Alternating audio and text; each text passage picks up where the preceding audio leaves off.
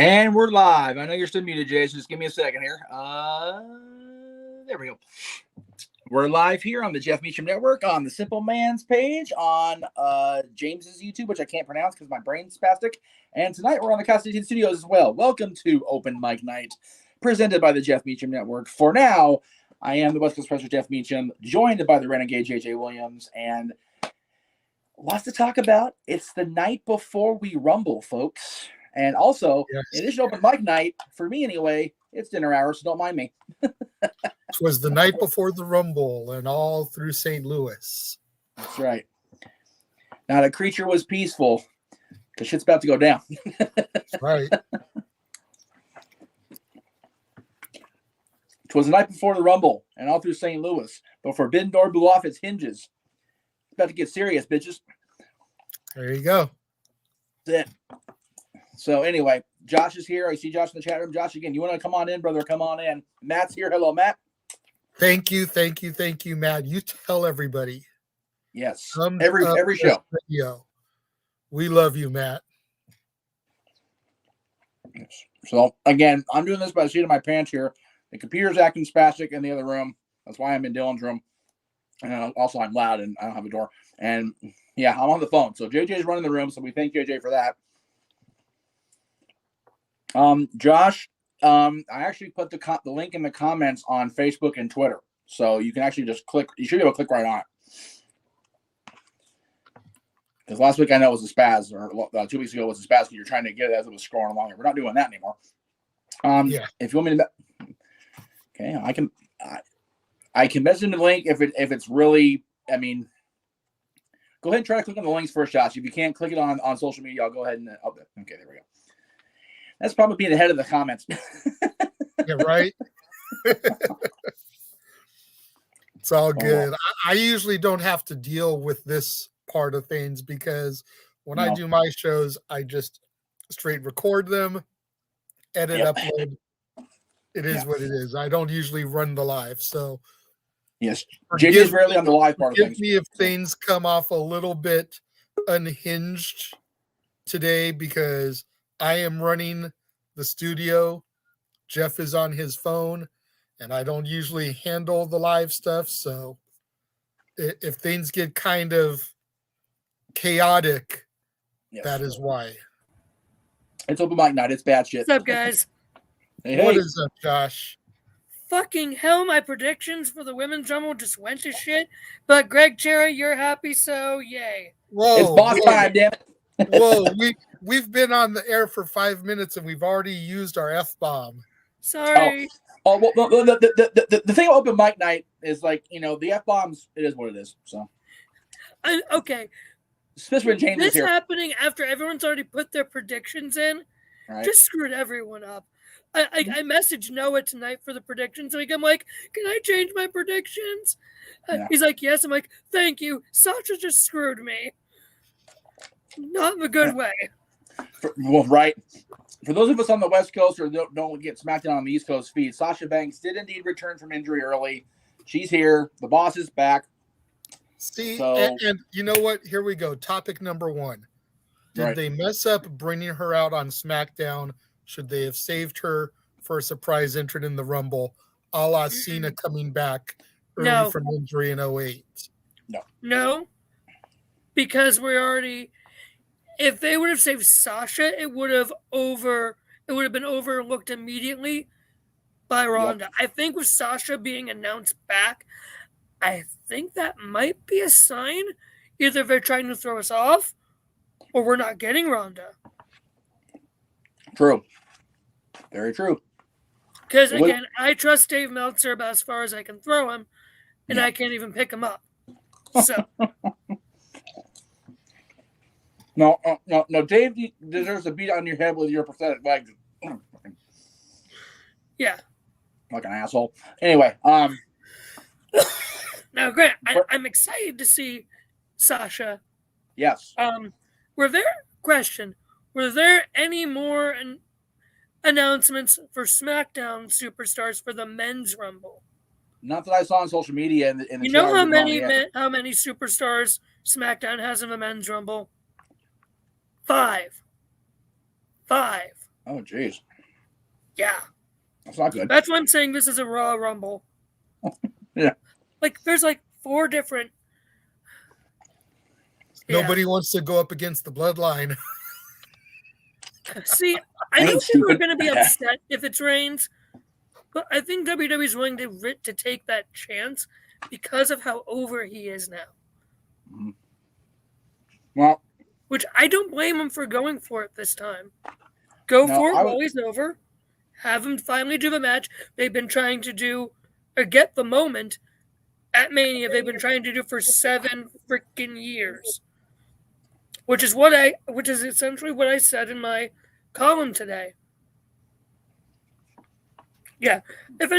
Quick little plug, if anyone wants to check out, I have a new column at No DQ, Mansfield's Matchups, which is the name I came up for it with. It's going to be a monthly premium live event, since we're not calling them pay-per-views anymore. Premium live event predictions column, because I don't have it in me to write every week. So that's what that column's going to be going forward. So my predictions for that are up on No DQ, and my predictions for the Women's Rumble just got shot to shit. Well, as they do. The Rumble is one of those events where that happens a lot. And it's one of the things that I love about the Rumble is like you could look at the field and be like, that is the perfect person to win the Rumble. Like a Randy Orton. Win it, tie Austin's record in St. Louis, the Viper, the Rattlesnake. But all it takes is I wouldn't be opposed to that. One huge return, one huge moment, and everything gets flipped on its head. Oh, did you see CM Punk trolling the fans today? No. I've been at work that troll picture that people always, that troll picture from years and years ago of CM Punk at an airport, and everyone always uses it for like, oh, CM Punk is here, he's been spotted. Punk posted it today on Twitter, just with the caption, guys. So that was funny. Oh, and then Jericho trolling everyone today, with saying his thing for tomorrow night's canceled.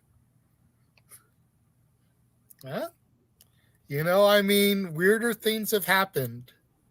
If anyone from AEW shows up tomorrow night, it's Cody. But AEW is like part Cody's company. It's not. It's not. Cody's not on contract at all. Not his talent, not his EVP. Or we're being trolled again.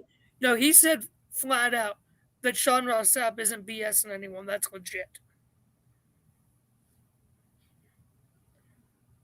So, I don't know, but I've been trying to stay away. I've been trying to stay away from spoilers for the Men's Rumble as much as I can.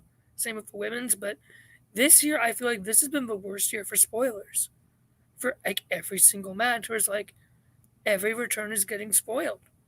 I agree with that. Like, I went back the other day and I watched the 2018 Women's Rumble again. The first one. And just watching all of those legendary women come back for the Rumble, and Trish at number 30, and the way that the place just went ape shit when Lita and Molly and Jacqueline and everybody came out. It's Trish like you've announced a bunch of those people that are going to be in one now. It's like, here's the thing though, with that Rumble, you knew that some of those were going to be there specifically. You knew that there were going to be some of them, but it's always best to just save them and let the crowd have that moment. Be like, Michelle McCool. Yeah, the Bellas, whatever. Here's the thing. Like, everyone tries to say Trish Stratus at number 30 in the 2018 Rumble was a big, huge surprise return. To me, no, it wasn't. If you realize 29 people are out here, who's not here yet? Trish. Like, that was simple. Like, everyone knew it was going to be Trish since she wasn't there yet. Like, they weren't going to just put Ronda in the Rumble. You knew she was coming because the match was last, but you're muted, Jeff. No, he's the 2018 Rumble is arguably my We couldn't hear. We can't hear you. Can't hear you, but you're not muted. 2018 Rumble is arguably my favorite Rumble. That and 2010 are my 2010, 2010, 2018, and 2020 are my three favorite Rumbles. I'm not that big on 2001. I know that's a very unpopular take, but I watched it this year for the first time and just,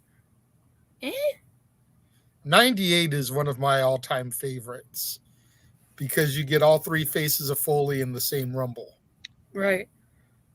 I know a lot of people talk about the 92 Rumble. I haven't watched that one. The 2008 Rumble is, the 2008 Rumble is definitely in my top. My top five are probably 2018, 2010, 2020, 2008, and then I'm going to say 2021. Last year's Rumble was freaking good. Because, and like we said, 2020, like, yeah, there were those eensy little rumors about Edge, but nothing concrete. And they just shows up. Like, I remember because I was in the dorm watching that Rumble, and my RA literally came down the hall to tell me to be quiet because I was screaming so loud at Edge being back. That happened here too. I couldn't get the feed to work because I was doing the watch along, and Dylan comes busting in. It's Edge, it's Edge, it's Edge. I'm like, what? And then last year I screamed so loud because of Christian. Like, that was super quiet. Right. Like, I feel like the pandemic itself kept everything like super under wraps. Right. And now this year, like, everyone knows, like, because what I've heard for the women's, the main ones I've heard are like Melina, Caitlyn. Those are the ones I've really heard. The men's I've managed to stay away from as much as I can. Only ones I've heard are Shane and Angle. Right. Which, Josh, give me 1 second. JJ, the video I sent you, if the download will make your stream too slow, you can always share screen it. But I do want to show that before we go off the air tonight. So, yeah, like I feel like this year's been like the year for things getting out for surprise returns. But yeah, the thing is, if they're letting these surprise returns out, right. what might they still have under wraps? Well, it's funny you ask that because there's a question in the chat room, and I'll go ahead and will anyone from Ring of Honor show up again? You know, it's one of those. It's one of those where with Mickey being announced well ahead of time, and she's the reigning Impact champion. She showed the belt off last night, along with not much else on the outfit last night on Impact. God bless her for that one. We really don't know what's going to happen because, you know, I mean, yes, the Ring of Honor guys are still contracted Ring of Honor, but they're not. They are, and a lot of them appear on Impact right now. I mean, we were having this, you know, Impact / Bullet Club Ring of Honor / Bullet Club invasion on Impact last night. You know, you've got Jonathan Gresham holding the Classic World title. You've got Bandito still being the recognized, you know, official world champion. So there's a lot of things that can happen tomorrow night. And I'm here for it, whatever it's going to be. I missed like all y'all's discourse. I apologize if I repeat anything you guys said, but there it is. There you go. Okay. As long as it works. I'm really not totally upset at we already know who's going to be there. I'm okay with only not knowing 8 or 7 or whatever, because that's still enough of there's enough people where I'm going to be surprised every few entries, which is fine. Right. Like I remember, I think the most unpredictable Rumble of recent years was 2017. Right. And everyone's like, anyone can win it. And then Randy Orton won and we were all disappointed. It's like, that's a funny way to spell The Undertaker. Right. That's what I wanted, obviously. I mean, honestly, my enduring memory from the 17 Rumble was the Reigns Undertaker interaction, because you knew where they were going. You know where it was headed. So that was right with me. I love the Goldberg Taker stuff. Just Taker showing up out of nowhere, just cleaning house. That was cool to see Goldberg, get put in his place for a brief moment. It's just the fact that Goldberg almost killed Taker is what pisses me off. Anyway, Goldberg showing up on my screen pisses me off. This is a very true statement, also. So, with that I don't think that they can pick a bad winner this year, unless for some it's Lesnar or Reigns. They're not going to be dumb and do Austin Theory, because I'm sorry, I don't want Austin Theory pushed down my throat. Well, but you know what? I'm a Finn Balor guy. He's my dark horse. Like, I want a redemption story for Finn, even though Vince apparently isn't high on Finn anymore. Right. Like, I want the Finn Balor redemption story, and him versus Rollins, main event not main event, at WrestleMania, in a rematch from 2016, where hopefully Balor doesn't get injured this time. Right. Well, he can't do the bug bomb anymore because he messed Sting up with that. Let me transition. We're going to stay on the Rumble, but JJ brought up a great topic. He sent me a picture that I officially doctored accordingly for YouTube purposes, and it was a great question. And we were talking about Edge earlier. We were talking about that moment with Edge earlier. So, Jay, go ahead and bring that up for me, if you will. WWE on Fox, they pose great questions on their social media, so much so that I make polls out of them quite frequently. At least I intend to in the course of my weekend. But for you guys watching at home and for everybody here in the room, what is, in your opinion, the most shocking moment in Royal Rumble history? And go ahead and take it down, brother. I'll go ahead and start since I'm leading the way here. That definitely was a wow. Like I still get the freaking feels when I hear his music hit in Phoenix and he comes out and you hear it in Graves' voice too. And in Booker's voice, because neither one of them knew. And it was so awesome to hear the genuine reaction. Even Michael Cole's, oh my. Yeah. I mean, Michael knew because he's the producer of the counter, so he has to know that shit. But he sold it like gangbusters. He is given far too much shit these days compared to when he deserved it 9 years ago. Let me just be clear on that. I shit on Michael Cole so much when we were doing the Costa show some years ago. He could fertilize his yard with the amount of shit we gave him, like for real. But you know what? But back then he deserved it. Yes. And the thing is, he stepped into a role that nobody. How do you follow JR? How do you follow Gorilla? You just don't. And he was forced to. And because Vince just kept getting low on JR. They even brought Joey Styles. Vince was like, never mind. And they shit on him too. So, but Michael Cole, as the executive producer of the announce team now, has done such a masterful job. And he's still one of the best on play-by-play within WWE. But anyway, yeah, he sold that moment like gangbusters. Just speaking of Edge, real quick, I'll never forget the pop in Cleveland a few months ago, back in July. Oh yeah, Edge wasn't advertised to be there that night. Nope. That pop was genuinely like, "Oh shit, you're here! Yay! Yes, please!" Like that was also the night Heyman sang John Cena's theme and made us all laugh our heads off. Yes. That was a fun SmackDown. What would you? Here's the thing, though. The word had been going around before then for Edge's return. Then, what would you say is more shocking between that, which was talked about, Edge's 2010 return, months and months early, or Christian's return last year that literally no one saw coming? Because he was rumored to be out literally permanently, more so than Edge was. Right. All three of those are definitely on my list for sure. As a John Cena friend, supporter, follower, or whatever, the 2008 moment in the Garden, no less, is seriously. Much like Greg, I do a Rumble binge every year. So in 2008, I'm waiting for the 30 because it's like, okay, wait, and then instant goosies because he walks out there. Yeah. He just stands there like, yep, I'm back way too effing early. And the Garden's I watched it on Tuesday. So, I watched it Tuesday because that's a favorite Rumble of mine.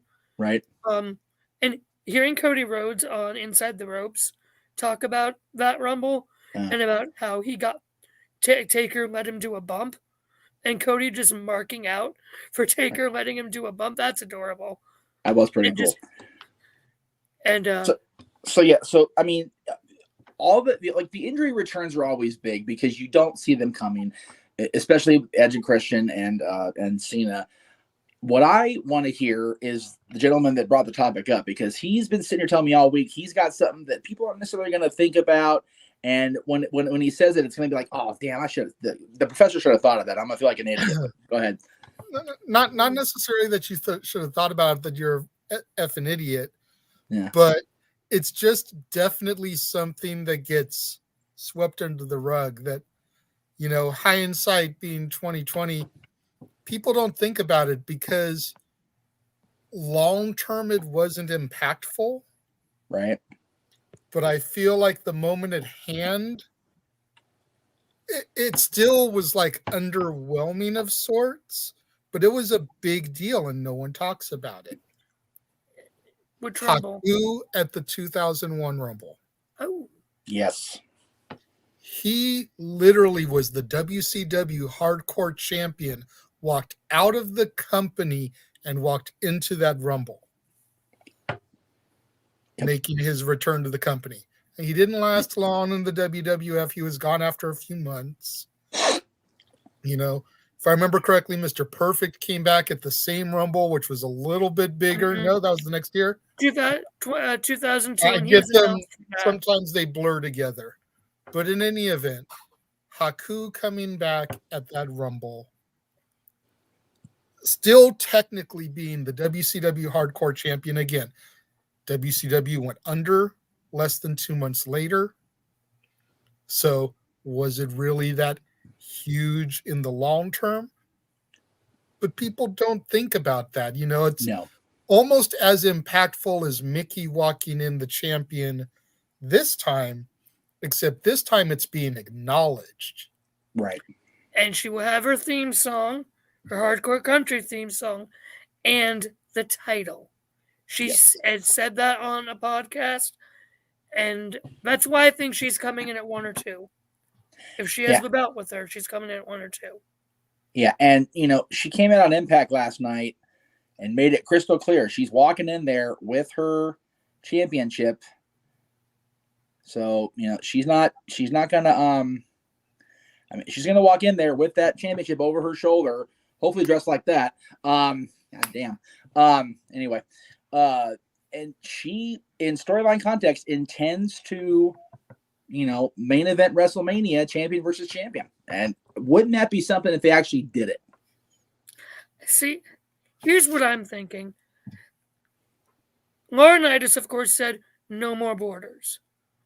Yes. I don't think they realized at the time what a big deal that would mean for the fans and how much we would be excited for that.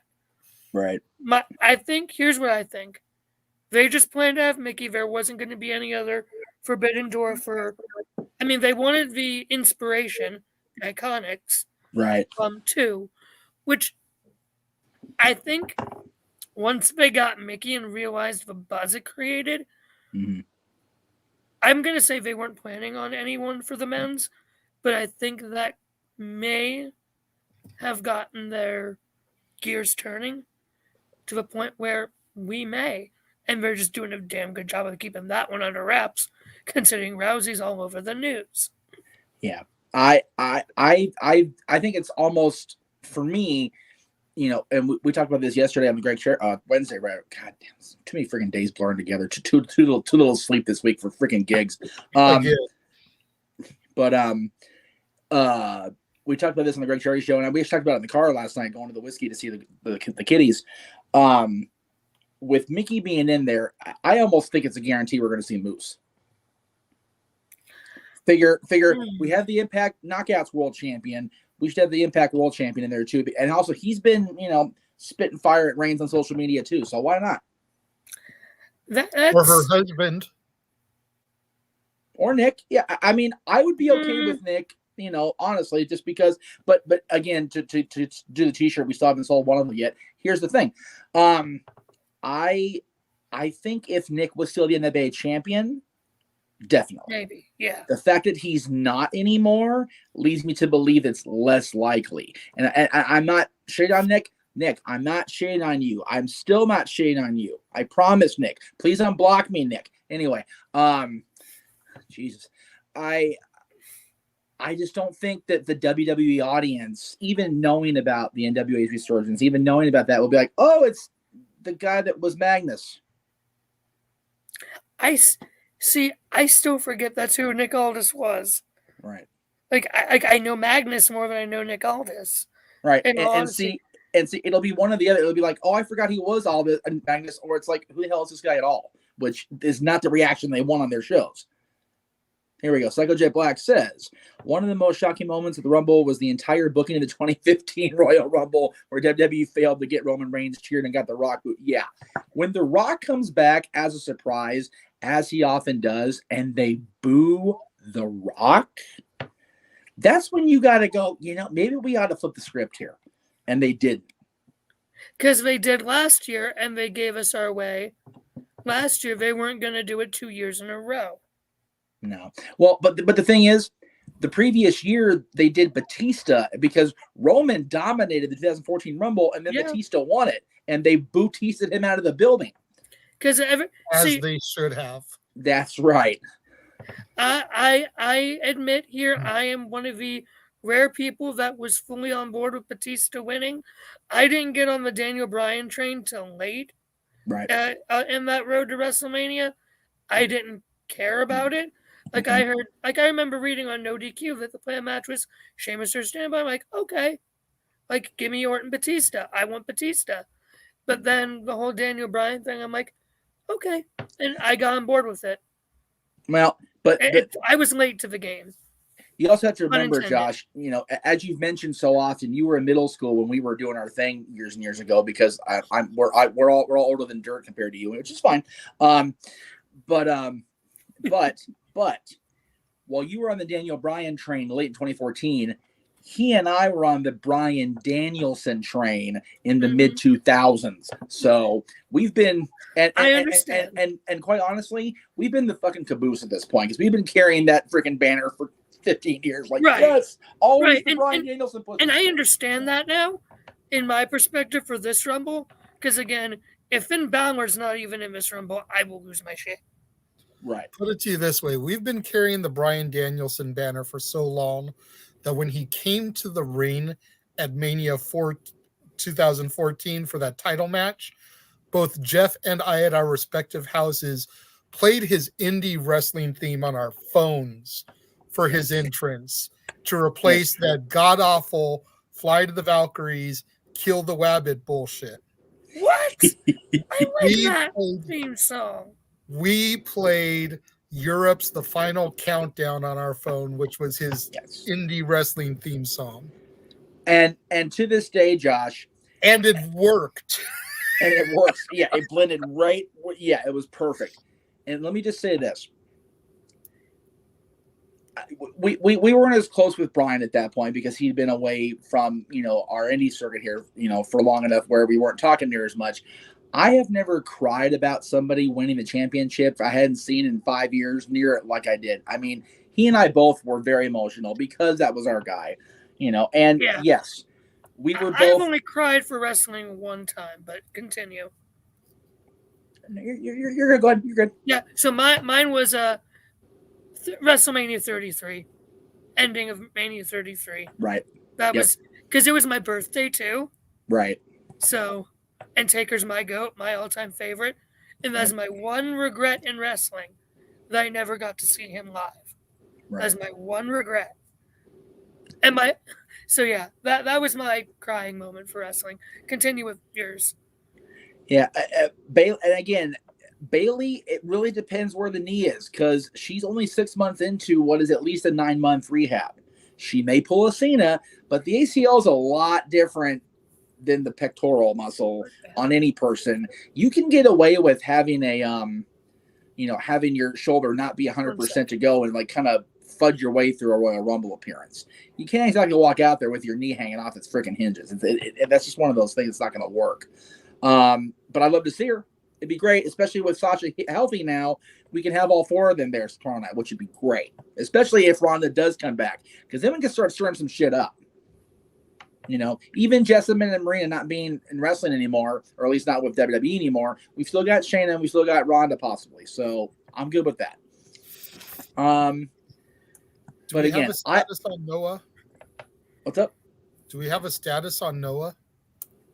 No, I don't, and I have my thing on Do Not Disturb so I don't get interrupted like I just did trying to do the video thing. So if he's messaging, I'm not getting it. But I did send him and James the link in the group chat for the 3 of us. So if he comes in, great. Like I said, he might be just have gone to bed because I didn't see SmackDown or Rampage. It could have just wore him out. He went to bed because he has to call a pay-per-view for me tomorrow, so he's probably gonna get some sleep if he knows what's good for him. Yeah, I'm hoping for tomorrow we get at least X-Pac, of course, he wants to be there. Right. Shane Helms is almost guaranteed. Well, it's like yearly at this point. Well, Hurricane. Let me say this, Josh. I would love to see Sean Waltman there, absolutely. But as Greg has said, I don't want to see X-Pac. X-Pac's been in the Royal Rumble. I want to see the 1, 2, 3 kid. That would be interesting. I don't think we're getting Corey Graves. What about just 6? Because we're just learning now he's cleared. He's been cleared for years. Right. We're just learning about it now, but he's been cleared for years. Right. Maybe now that we know. I mean, again, if Graves is in there, the only way I want him in there is Pat McAfee in there as well. Right. Oh, and like I was saying about Balor earlier, little quick tidbit. I have 2 posters of wrestling in my room. One is The Undertaker, big last ride poster from WWEshop.com. The other one is this. I like that poster. I've always liked Rob's renderings of stuff. He always does such a good job. So this is how big of a Balor fan I am. Right. Oh, exactly. That is why I want Balor. Well, I was so glad when I got to see him wrestle live at SmackDown in July. There you go. Well, just for educational purpose, let me go and read this first. It says Ronda comes back, she'd have to be the one to win it. Well, that's what we've been predicting, especially on the prediction show the other night with No DQ. If she is in it, she is going to win it. There is no doubt about that for me at all. Yeah. At all. There is no other option for Ronda than to come back and face Becky, especially for the championship, because she owes her one. So, but anyway, what I was going to say was, as far as Balor goes, let me go ahead and put on my professor hat here for a minute, Mr. Mansfield. I don't know how far back you're. Again, I know you've been watching for a while, but you were still a young pup back then anyway. When the NWA, when the NWA separated itself from Impact Wrestling, or TNA Wrestling as it was still called back then in 2007, they had that Reclaiming the Glory tournament for the NWA Championship, 10 pounds of gold. One of the people named in that tournament of 16 was Fergal Devitt. So we very easily could have had him be the NWA champion. We've since learned that had Brian not had his retina literally detached from its damn socket by Marishima in a Ring of Honor match, we would have had him be the NWA champion. So, there was a lot of possibilities in that. I mean, figure he was in that tournament. Balor was. The man we now know is Darren Young. Fred, Rosser. What's Fred's name? Fred Rosser. Yeah. Thank you. Fred Rosser was in that tournament. There were a lot of people in that tournament, and you go, hey, I know that guy now. And of course, Adam Pearce ended up winning the tournament. So he ended up being the champion. So just great stuff there. Pearce social media is beautiful. Adam Pearce has been saying love somebody today every day this week, and I'm here for it, dude. See, and that's the thing. And JJ, let me take it down for just 1 second. We'll come back to that. JJ and I know Pearce on a different level because we've, given him a ride to his car after the shows. We've hung out with him. He's just such a genuine human being that people are only just now seeing how diverse he can be besides autonomous GM person, because he's not just that person. And anybody that thinks otherwise needs to go back and watch Wrestling Rewind and have Greg and I call him and Gravy for the NWA Championship. Go back and listen to us wax proxy about NWA Hollywood for the 4 or 5 years we were doing that shit, because Pierce is the man, and I will say that until they put me either in that little thing on the mantle or in the ground. All right, what we got here from Psycho? This will never happen, but imagine number 30, the glass shatters, Stone Cold marches down to the ring, giving everyone a stunner, winning the entire thing, either Roman or Lesnar at Mania. I would be here for an Austin Lesnar WrestleMania match because that's one that never really got resolved. What's so funny? I'm just cracking up at the whole possibility of that because you think about that and you think about the fact that Brock and Austin was supposed to be the qualifying match. Yep. The 2002 King of the Ring. That started his journey out of it. Yeah. Even in 2002, the creative was dumb and stupid. Even after Vince Russo left. And then you fast forward to WrestleMania 20, and Austin was the guest referee for Lesnar Goldberg, which, if there's ever been a bigger pile of shit in the Madison Square Garden, it was that match. But, Well, I mean, the Ducks do play the Rangers every once in a while, so, Anyway. This was worse, and you know it, man. Yeah. This is what you asked me to pull down.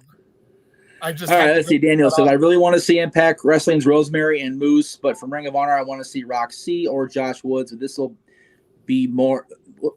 Go back. He said another one. Oh, he says okay. That he'd be more shocked if Tessa yes. I'll be shocked if Tessa Blanchard's welcome to any company again, except the one she's already signed to, because I wasn't there. My name ain't Paul. That's between them all. But Tessa's got the black mark on her for the bullying stuff. She was, allegedly, whatever. Again, I wasn't there. If I'm running a company, I'm signing Tessa Blanchard. She's got a buzz, and she's the daughter of she's the child of a horseman. That's legacy you can't ignore. So I would sign her myself. But she's entrenched in WoW. She's working with that company, and we've not heard squat about any WoW talent even remotely being considered for either Rumble. So don't be surprised. I would be very surprised if she did show up. All right. Quick thing before we get to that next comment. Who was it? Psycho that mentioned Stone Cold challenging Roman or Lesnar. Yeah. I'm gonna take another imagine little scenario. Imagine Rock, number 30, winning, challenging for Lesnar first. They wanted to do that back at WrestleMania 30. But Rock was still hurt. Yep. I still want to see that match. Rock and Lesnar again. I wouldn't be opposed to a Rock Lesnar rematch because we really never got a definitive rematch after he basically squashed him at Long Island and the Rock, went on his way. But I'd be more invested in a Stone Cold return because if you think about it, I was doing the math because my brain was whatever. That's a 20-year resolution when you figure that Austin walked out of the company because of the Lesnar booking in 2002. So to answer the question in the room, which is what was everybody's first Rumble they watched? Mine, I didn't get to watch the 1991 Rumble as it happened because we didn't have pay-per-view access yet. But the first one I watched, which I'm just big old chest pride, the 1992 Royal Rumble. Ooh. That is a Rumble I have not watched yet. It is on YouTube in its entirety. I have Peacock. I will watch it. It's just one I haven't watched it. I mean, you weren't here when I don't know if you were here when I told Renegade that I watched the 2001 Rumble and that was just meh for me. Really? Yeah, I didn't care for it really. I think that was just a kick in the pants. It's fun to watch. I think it's just so many people have so much nostalgia over it, but for me, I watch it, I'm just like, it's okay. Like it wasn't my thing. I think people glamorize that entire year. They really do. And for me, I love the whole alliance. People look at me like I got three heads. Like, so, okay. Josh, we need not talk over each other. You're killing me, dude. Sorry. It's okay. Sorry, I had to be blunt with that because I keep meaning to say it. Yeah. the 01 Rumble, other than getting Austin back where he needed to be, you're right. It's kind of a meh, but it's more fun for us to watch than anything else. WrestleMania holds up so well because there were so many title matches and so many great storylines in the matches that weren't. You had Vince and Shane. You had Austin Rock. You had Mick Foley being involved, and the Trish being involved, Stephanie being involved in the McMahon match. You had TLC 2, which was one of the craziest damn things anybody's ever seen. And you had 9 people involved in that match, not just the tag teams themselves. You had every championship was on the line that night. You had everything going for that show, except for the fact that the buzz around WCW was so hot, and they were relegated to a skybox. It's like, yeah, oh, that's not a good omen. And then, like I said, I am a fan and advocate of the Alliance storyline. I just have a problem with WWE claiming, oh, we would have offset the pay scale if we brought in the NWO, Ric Flair, Goldberg, and those guys. It's like, you made almost $400 million last year, and then you shit the bed with this football league. Go screw yourself, pay these people in, shut the football league down for another year, and get a freaking storyline people are going to be so invested in, they're going to literally mortgage their damn house to watch Survivor Series when it resolves. But no, they didn't do that. That's the only thing. And like you said, they do glamorize that because the WWF made so much money that year, because there were so many people coming in, because WrestleMania was so goddamn good. But the rest of the year, a lot of it was hit and miss. There were some matches on each show that were very good, but the entire year of pay-per-views as a 12-month rule, hit and miss. Yeah. So, except for Mania. So, JJ, I know you officially became a fan in '98 around SummerSlam. Was the first Rumble you watched live '99? No, the first one I watched live, I think, was 2000. Not a bad one. Because I was, up until I want to say Backlash '99, we were getting videotapes given to us like a day or two after the event to kind of watch and see what happened. Right. As far as not live, that's a tough one because once I got in, I got all in.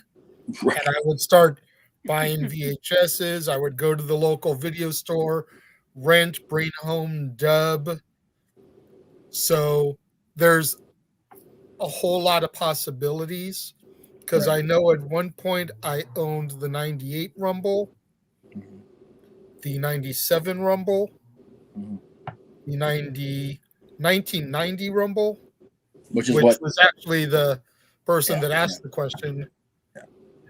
Stop it. You wanted me to run the studio. The gentleman that submitted the question said 1990 for him, or it was 92. It was one of those four. Was the first one I physically saw, but 2000 was the first one that I watched live in real time as it happened. Nice. Mr. Mansfield, how about you? So the first one I watched live, my first one was 2018.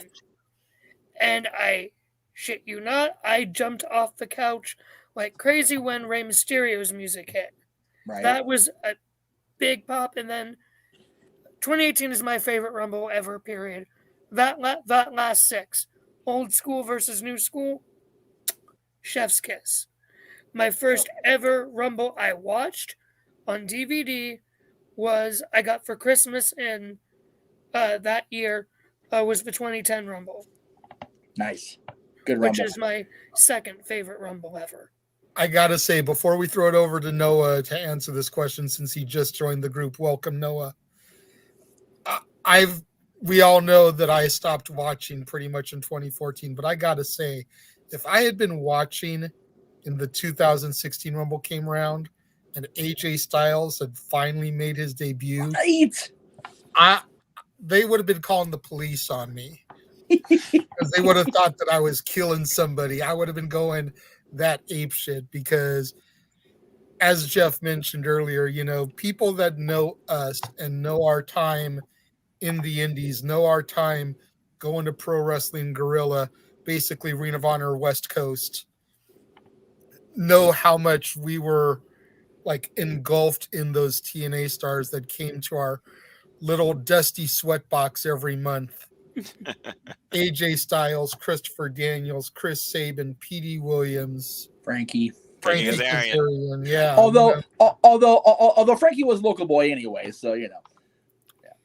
Noah, what's the Noah, first Rumble pay-per-view you watched? Let's get you in on the conversation at hand here.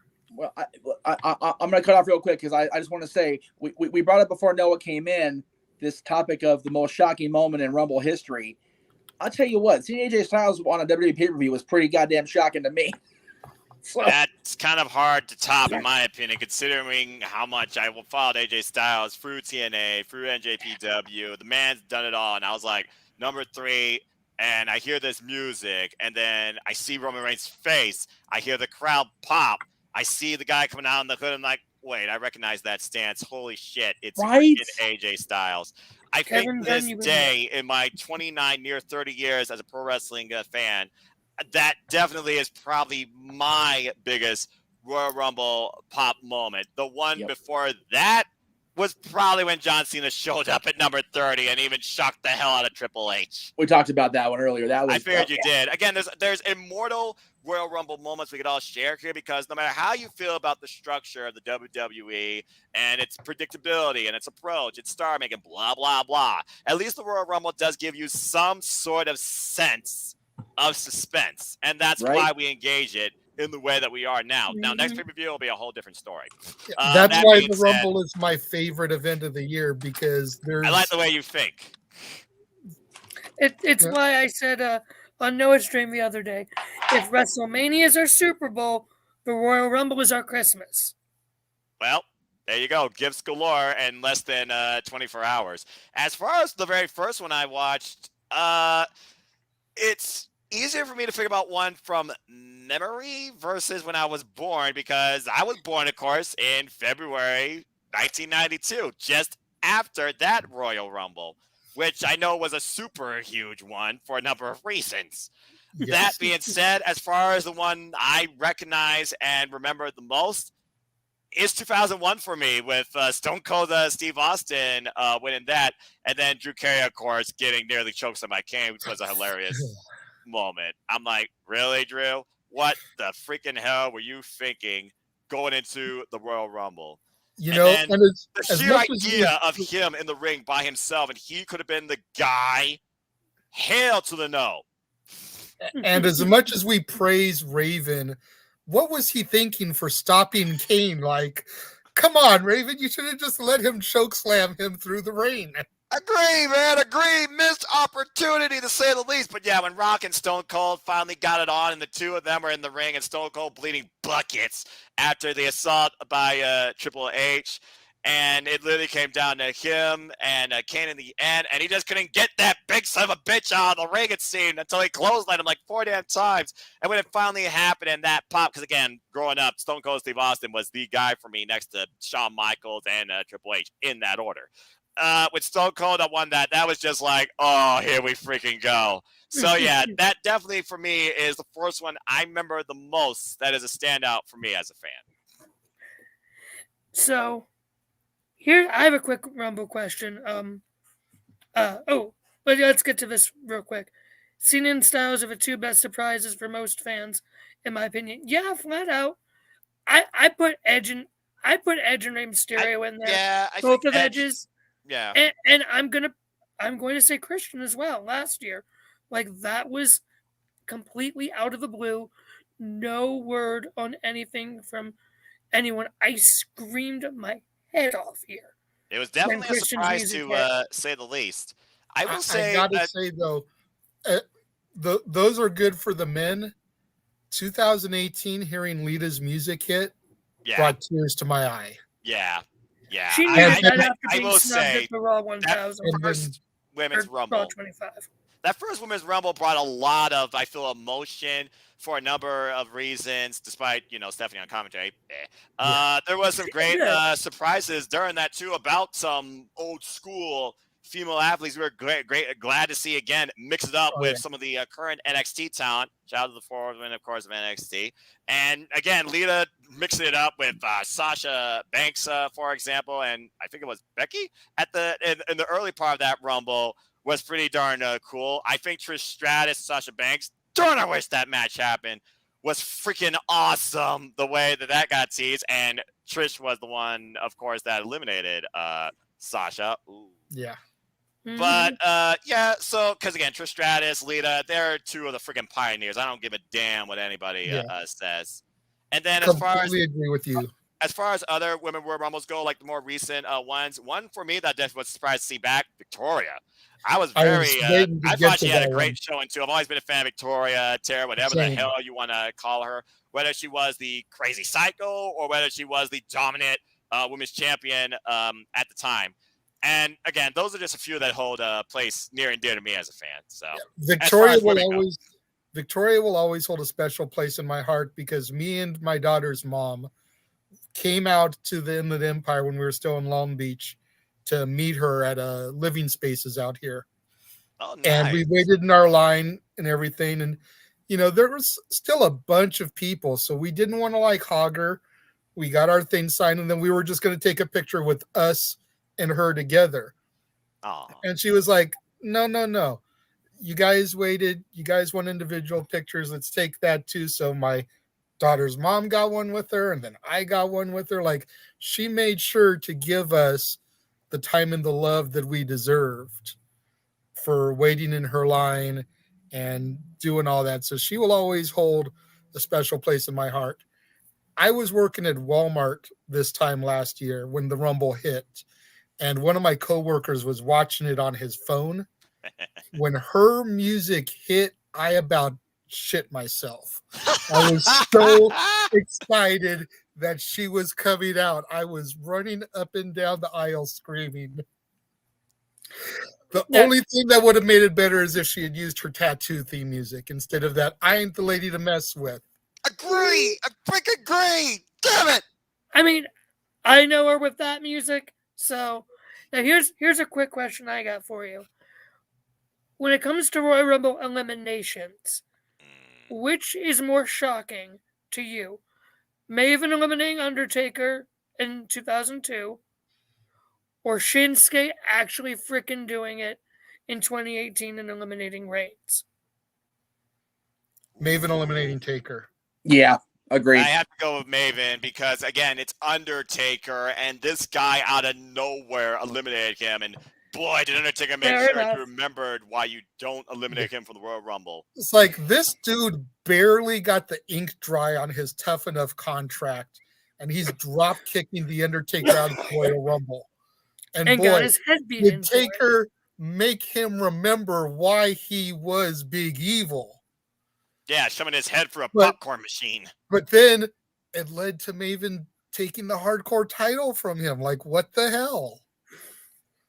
Again, nothing but love for Maven. He's another one that was always so good to me when I ran into him. But that was just one of those what the hell type of moments where anything can happen in the Royal Rumble. And it's just one of those reasons why I love it so much. Yeah, and Santina Marella, of course, being eliminated immediately. I wasn't ready. I remember that. Oh, I did like the Royal Rumble 2007 with HBK and Taker. Yes, that's one of my all-time favorites. Being the last of the Rumble, and then 2008, they are the first to start the Rumble. Then the next 2 years, they have their epic matches. And I still say to this day, WrestleMania 25 was about one match, and that is Undertaker versus Shawn Michaels. And that would be one of my top 5 pro wrestling matches of my life to the day I die. Agreed. Long-term storytelling. Why the hell they can't do that nowadays? Anyway, continue. Because these days we're in an age where social media controls our lives and everyone's got to get the cheap pop and the quick fix. They don't invest into long-term shit. I'm kind of surprised Roman's ran as long as he has. That's the closest they've had to any kind of real long-term storytelling in years, is this run that Roman is on. And I agree because when you think about it, Jay, yeah, Brock's had long runs with the titles too, but he's also been in and out of TV. Yeah, Like Roman's been on in immediate TV. periods. Roman's been on TV every week of these 500 and something days. Very much. Which is awesome. And no, we didn't actually start talking about Paige. Oh shit, there goes my camera. Hi. Watch. Botch. There we go. I knew I was going to say at least once tonight. Well, it is open mic night, as you know. So, yeah, we haven't discussed Paige because honestly, I think we haven't discussed Paige because we still don't know how high her clearance level is compared to Edge's, to Graves, because she's been really downplaying it one way or the other. She's been real quiet about it, which is very unlike Saraya to be quiet about anything. But I would love it if her music hit, even if it's a brief moment, because she's one of those where, like I said, when I got to meet Paige, she was at that point in her life. She was still dealing with the fallout from the leaks, and I met her at SmackDown, and because of the leaks being a thing, and because of her talking about Untold Divas, I got my 15 minutes of fame on E there for a few minutes, which was nice. But she's a genuinely good soul, and the injury is just such a thing to happen to somebody that's such a decent person. I hope she gets at least one more moment. Yeah, I completely agree. I mean, you figure about when she came in on Raw and got the championship after, the Raw. It was the Raw after WrestleMania against AJ Lee, even though it was that butterfly title at the time. She led the group Absolution. She was a 40 figure for SmackDown. She's a very bright, prominent talent, and I could definitely tell she is a kind individual because one of my good friends here, also named Noah, is one of the biggest Paige fans on the earth, and he literally is just asking at this point, guys, I might have a girlfriend right now. I'm trying to get her into wrestling, but if Paige was up in the Royal Rumble, you damn sure better tell me. Because he has been on her Twitch as a moderator and literally has had engagements with her. So definitely, we hope the best for Paige. And I would love to see, especially with the crowd being back, by the way. Think about it. Last year, no crowd. Thunderdome BS. This is actual crowd. Paige coming back to that. That would be something special. Same thing if Ronda comes out. Yeah. True. Very true. If Joan Jett hits, St. Louis is going to melt to the ground. I'll tell you that right now. Right. That's a wrestling city, too, right there. All right. Yeah. We called it a 73 together, brother. Rested at the chase, man. So. The NWA did the special on it. That's how I learned about it. You're the reason why I literally am engaged in the NWA, brother.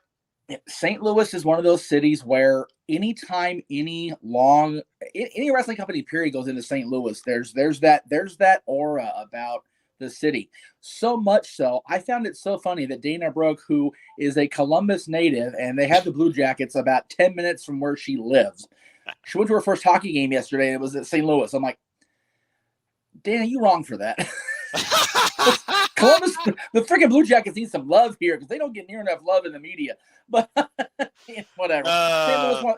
St. Louis also won the Cup recently-ish, so I get it. They're in St. Louis for the Rumble. St. Louis has a bigger buzz about them right now, period, in hockey. So okay, fine. But yeah, it was cool to. I always JJ knows because I'm the one that got him into his first real hockey game. I love when people get introduced to hockey for the first time. That makes my day. So that was cool to see Dana. Well, I've never been to a hockey game, so Jeff, good luck trying that with me if we ever meet. I will tell you this right now: if I ever do take the jump and go into Ohio and see basically the entire No DQ team that's there, because you're all there at this point, we're gonna hit a Columbus Blue Jackets game. We're gonna go to the Rock and Roll Hall of Fame because I missed that last time I was out in Cleveland on purpose. And yeah, we're gonna do the things. I'm up for it. I'll tell you this. I have not really gone out of Toledo since my whole life, except for a couple of years back where I first met, of course, Caitlin, and really became, engaged with all of you fine, incredible people of No DQ. And hey, the rest is history. And then first vacation in Toronto, what I mostly do, pro wrestling. I saw Ring of Honor, I saw NXT TakeOver, I saw Slam Sam, and then I engaged with, the few true of Team No DQ. So hopefully next vacay is more of a get-together to actually maybe you all can adapt me to what it means to be socially outgoing beyond professional wrestling too. But good luck with that.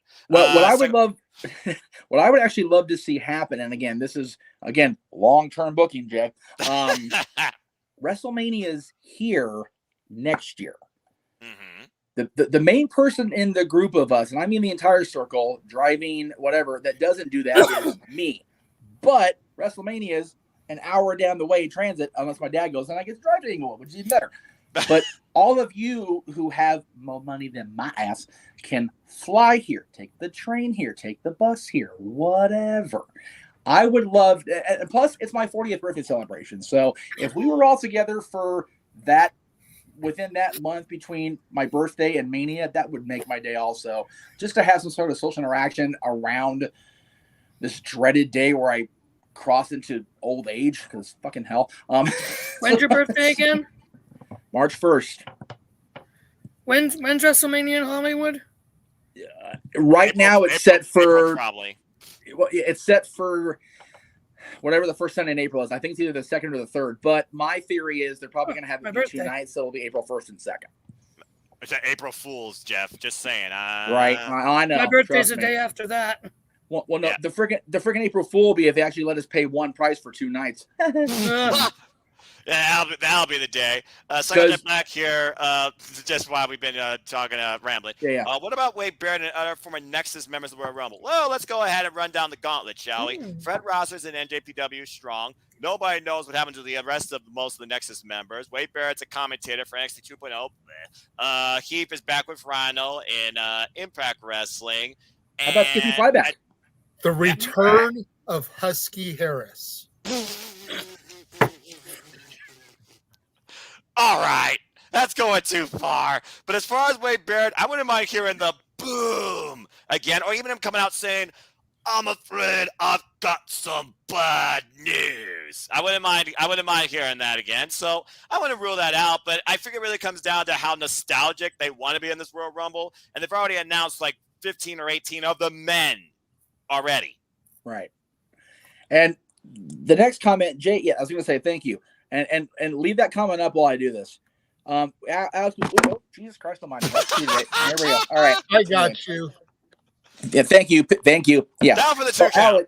So Alex, this was last night's Impact at broadcast, and unfortunately the comments blocked the best part of this picture. That's okay. You can rectify that. I love you, Mickey. There we hi. Anyway, she came out last night and flat out said, I'm going to be walking into the Rumble with my title on my shoulder and playing hardcore country. And she wants to, within the context of the storyline, walk into WrestleMania and face the WWE Women's Champion, whichever one she chooses, as the Impact Champion. Now, are we going to see that? Probably not. Or is it likely she's going to be number 1 or 2, like Josh said? More than likely. But I'd be okay if either of the things happen. I want her to come out there and be like, I'm glad to be back here. And I find it ironic that the city where Empower and NWA 73 took place is where she's returning to the WWE ring. For the record. Right. Just saying. St. Louis is this cosmic mystic center of everything for Mickey. And it's great. A city I need to go see for sure for pro wrestling. It's on my pro wrestling road trip. Travel guy. And see, the thing is, her husband trained with Harley in St. Louis. So right. It's all just there together. But the moment for Mickey will be walking out, it's like, I appreciate being welcome back, but here's the thing, guys. You sent me a effing trash bag on my way out. Here's the other company's title. Here's the other company's song. Stick it up your federation ass. Here we go. Let's effing go. Here's the thing. Oh, go, Jay. Go ahead, Josh. Which Jay's going to go first. Here's the thing. The fact that WWE has not told them to not say stuff like that, or to not say, hey, we're in this company, we're going to be in the main event of your company. The fact that WWE has not told them, hey, don't say that you're not going to be, that you're going to be doing stuff after the Rumble. Right. Like the fact that she flat out said, I'm going to be champion versus champion at WrestleMania on Impact. The fact that WWE allowed that phrase to come out of her mouth. Yep. Like the fact that, because you would have thought WWE would have been like, yes, you can come, bring your title, bring her song, but you can't say these things, during your promos about it on Impact. The fact that you're letting it it gives you that sense of maybe. JJ and I talked about this the other night when we were talking out there doing our dad's recordings. And I talked about it last night at dinner. With WrestleMania getting close to turning the big 4-0 itself, let's not forget that.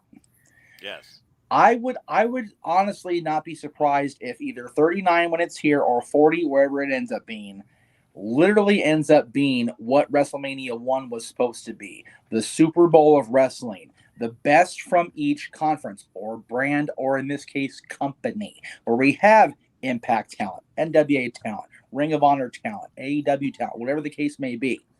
And I will say this right now. I will make the hot take. And as I make the hot take, we're going to go to break, Jay, with the video after I'm done saying this. It would not surprise me at all if... I'm sorry? The one you private messaged me? Yeah. If that happens, if we get an actual Super Bowl where everybody's involved, then do not be surprised for one moment if that's the day that Vince finally allows himself to step away. Yep. Just so you guys know, here's what's coming up this week after the Rumble and into February and beyond on the Jeff Beecham Network.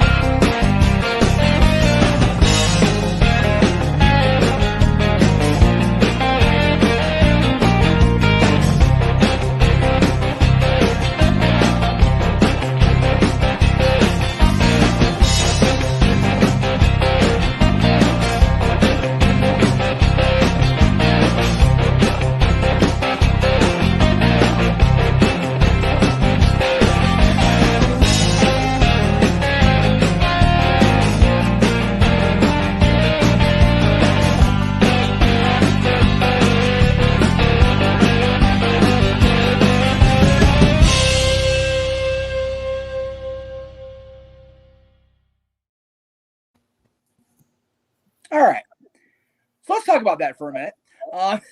Because JJ knew about the surprise bookings. I haven't told anybody else about yet, but let's go ahead and run through these. Let's see where we're at here. I'm trying to see where we're at. So first of all, February 3rd, the big red background on the image, Jay.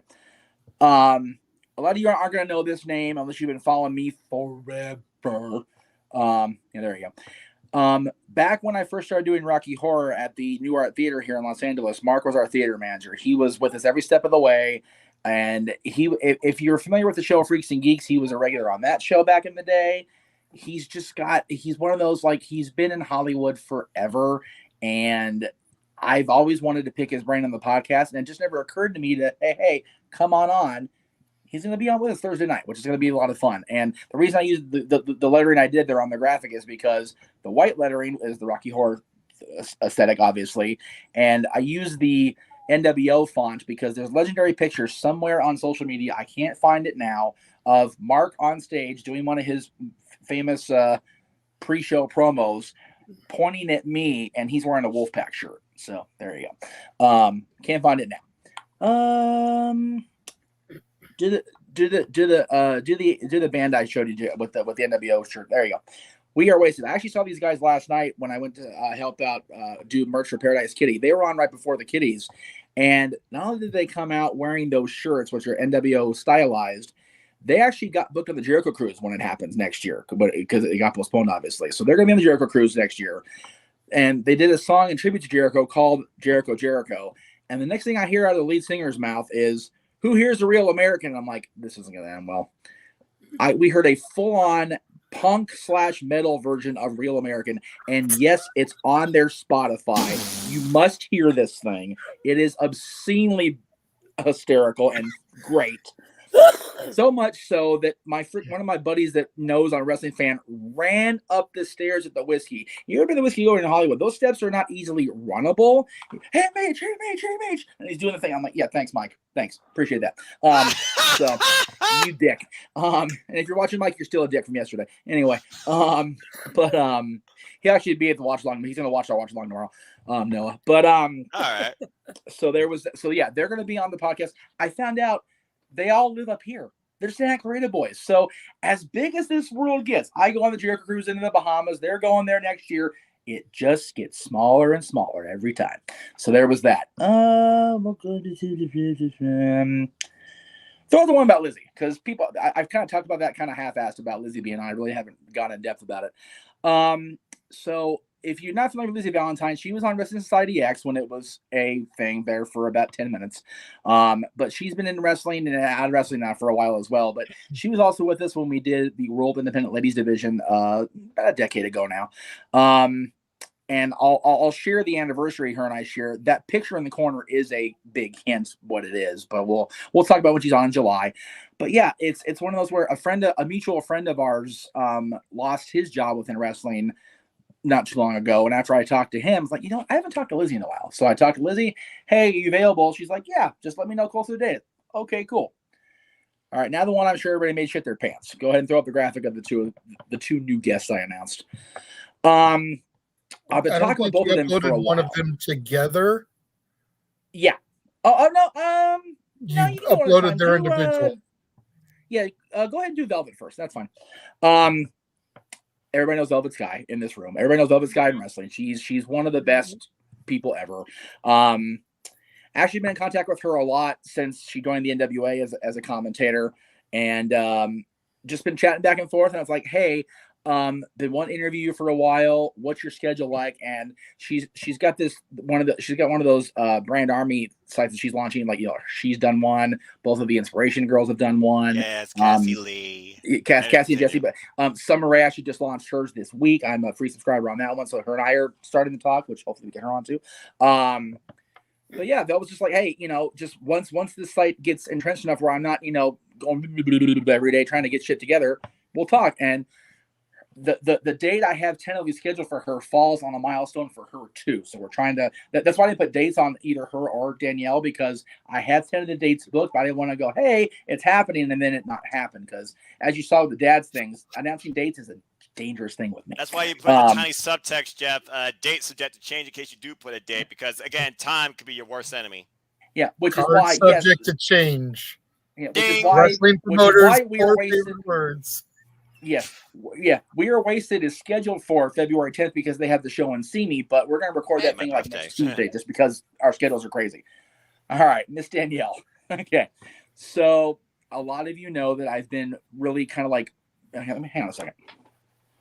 There we go. A lot of you know that I've been really like getting deeply immersed in the Halloween universe and I'm just like, I'm up Danielle's butt. Hi, how are you? Anyway, don't mind me.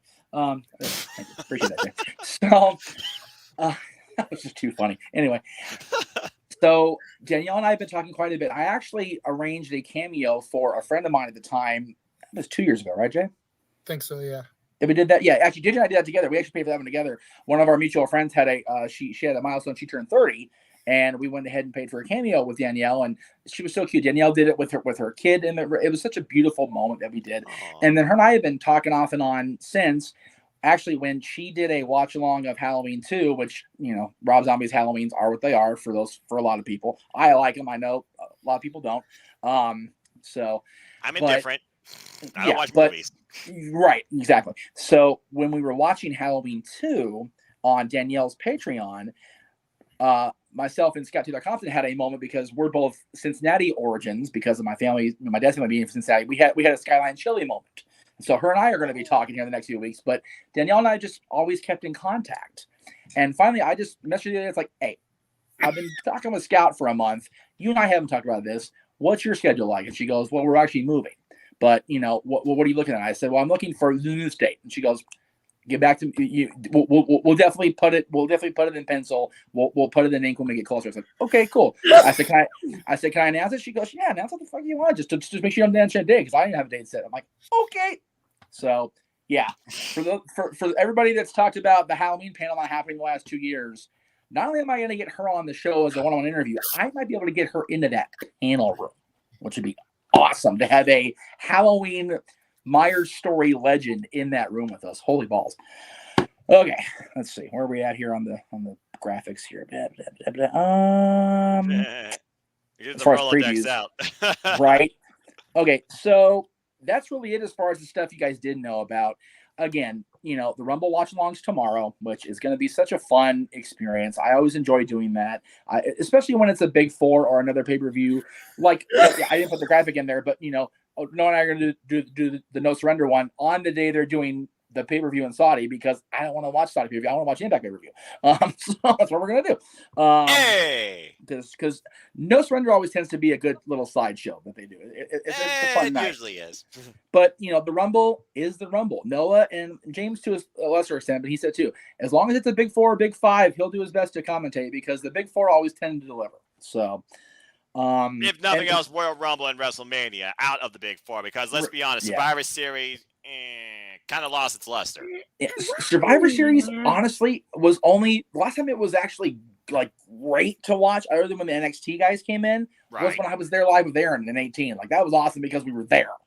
Like Rumble's only like not like one of my because I haven't checked it off the live list yet. I'm trying to, but it's not. And of course, Money in the Bank is now officially the big five because that's going to be at Allegiant Stadium this coming year. So. But yeah, Rumble's going to be fun. There's a lot of good stuff coming up. And again, if you're a fan of Southboy Sports Bar, which I know the majority of us in here are, or at least they try to watch often enough, get in contact with Mikey, get in contact with me. There's where the grid stands right now as far as Super Bowl squares. I think we even sold even more at this point. I'm not really sure. I think it's the updated one I have at the moment. And if I'm wrong, I'm wrong. Sorry, Mikey, if you're watching. I know it's past midnight there, so you're probably not. But this weekend's going to check off two of those teams off that grid. We're going to either have the Rams or the Niners, and then the Bengals or the Chiefs. So it really is going to come down to what happens this weekend. We all know what Jeff's hoping for because he's an LA boy who has origins in Cincinnati. So there's that. But if it ends up being the Niners and the Chiefs, then I'll gladly let somebody else host the post celebration party. Good on them. I'm going in blind here, but I have no idea what's going on. So I'll just say this: Bengals versus Chiefs. Well, they can't. That's this Sunday. Yeah, that's the AFC Championship. Oh, that's what that. Oh, I see. It's literally like vertical and horizontal. I don't know what. We have to remember that when we're talking to Noah about sports, like talking to Rift. Anyway, I was about to say that. Yeah. So basically, Noah. What it is. Yeah. So basically, Noah. The teams on the left are the AFC Championship game this weekend, and then the teams going horizontal are the NFC Championship game. The winners of those two games meet on February 13th. Okay. Go Niners. and also, what's cool about the Rams being there is if the Rams win and go to the Super Bowl, it'll be the second year in a row that the host of the Super Bowl is playing the Super Bowl. And they're hosting the NFC Championship too. Exactly. So two weekends in a row. So yeah, I mean, I'll just go with my state with nothing else. As long as they're in the Super Bowl, I guess that's a good thing. I'll have it present. So good luck, Bengals. There you go. And Josh is done with your ass. Josh, you realize that doesn't affect me, right? I don't watch sports. Okay. I watch pro wrestling. I don't watch football. Hey, I have a personal reason for rooting for the 49ers. Members of my church own the team. So of my actual church in Youngstown own the team. Which Noah can relate to better than anybody else in the room. So there you go. Yes. So I'm rooting for my team, the 49ers. But I would just say this. Respect. Noah, I would just say this. So Josh made a good point. I can't do what I'm doing. So we'll get the NFC Championship. If they win, we'll get the Super Bowl, and the next year we get Mania. That'd be awesome. Anyway, JJ, you had your hand up. And I'm just trying to bring it back to where we were before the commercial break. Yes, you were about to talk on the Rumble, and you had me go instead, so you go. Yes, we were talking about this topic here, and Mickey coming out, challenging, giving that promo on Impact about how she wants to challenge. Who would you guys rather see her go up against? Becky or Charlotte? Charlotte. And only because I want to see Ronda and Becky. I want that thing to be paid off. It has to. Look, this has to happen, all right? It has to be. If they are literally going to pull the trigger and bring Ronda Rousey back, that has to be. No other situation. So it has to be Charlotte. She's the only one at this point that doesn't even have a realistic challenger. And with what I heard on SmackDown tonight, looks like they don't even know what they're going to do with her. Right. Well, here's my argument with Sasha coming back now. Like I said, if Ronda's in the Rumble, she's winning. There's no doubt in my mind. Period. Absolutely. But which would mean Charlotte doesn't have a match at WrestleMania as of the moment. Do we really put her and Sasha in the ring again? Granted, they always shine. They always do well. But they've never had a one-on-one match at Mania. Or do we go with, hey, let's throw a freaking wrench in the works. Let's see how they pop when we actually do give them champion versus champion and have Mickey go anyway. It's a weird... Yeah. And then there's always this. I mean, nobody's talked about Camille crossing the line at any point for this Rumble thing. Now, granted, it's the NWA, other than Mickie James, the fact that we know that Mickie James is an NWA executive producer and married to the most prevalent NWA champion of this era, the NWA hasn't been talked about much as far as this Forbidden Door stuff. So if Camille walks out there, I know I will pop like a mucker father. I know you will. And so it'd be great to see her. It really would. Well, I mean, at this point, there's nobody right now that can pretty much break the foundation that is the brick house of the NWA. No. Camille is unmatched. Yeah.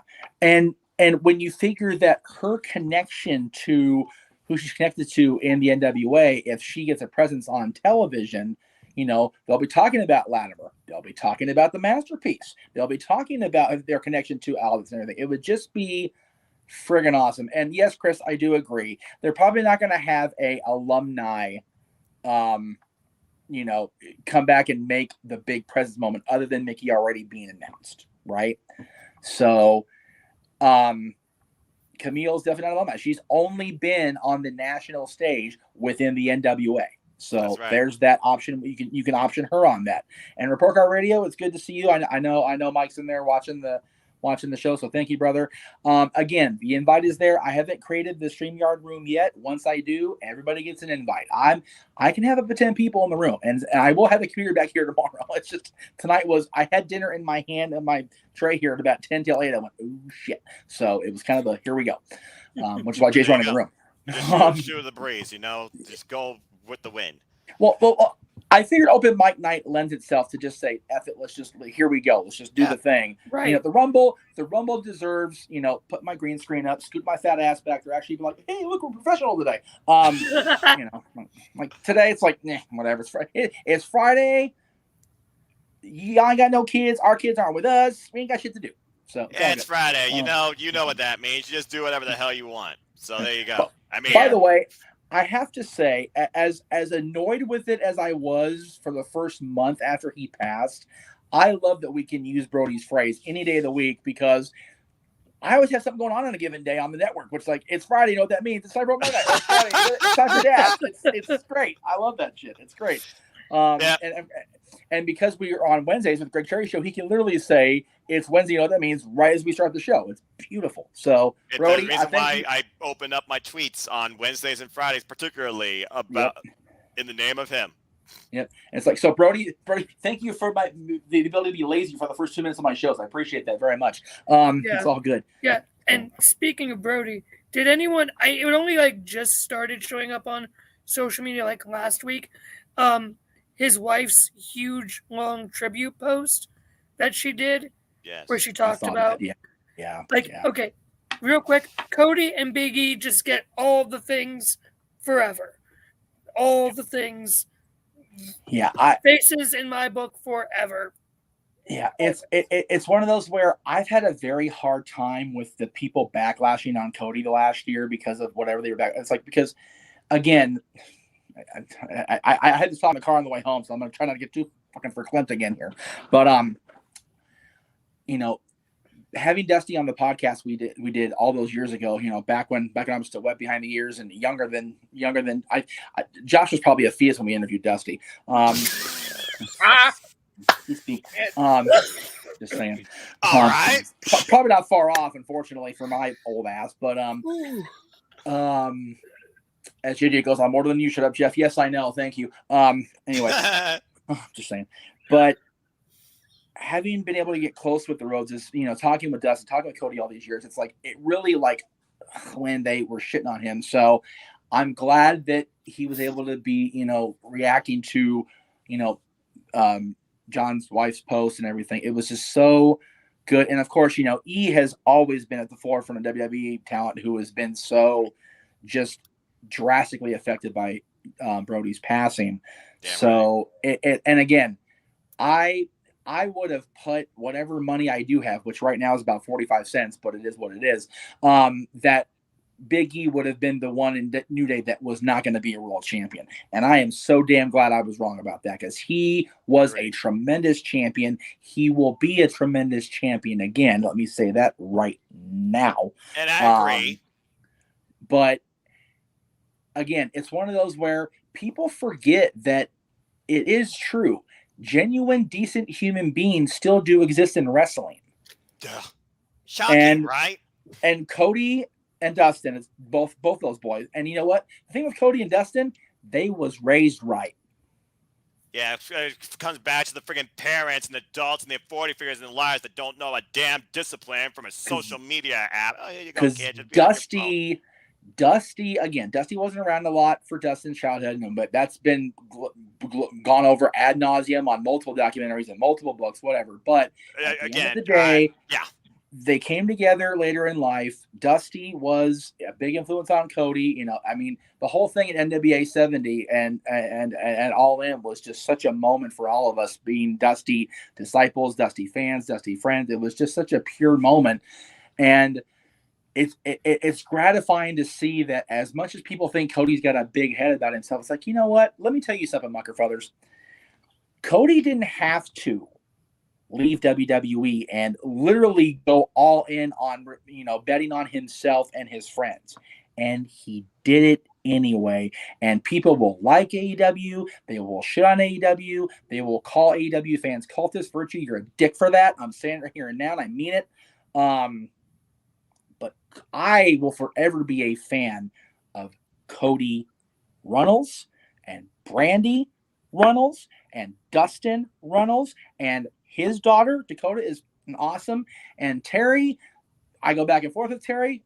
I like her personally. She was always good to me and mine. She just goes a little crazy on the social media stuff, but that whole circle of people have always done good by me and mine. So anytime I see people just shitting on Cody for the sake of shitting on Cody, you can please feel free to, once you're done shitting on Cody, step to the left and bend over and kiss my big fat ginger ass for doing it, because fuck you for doing it.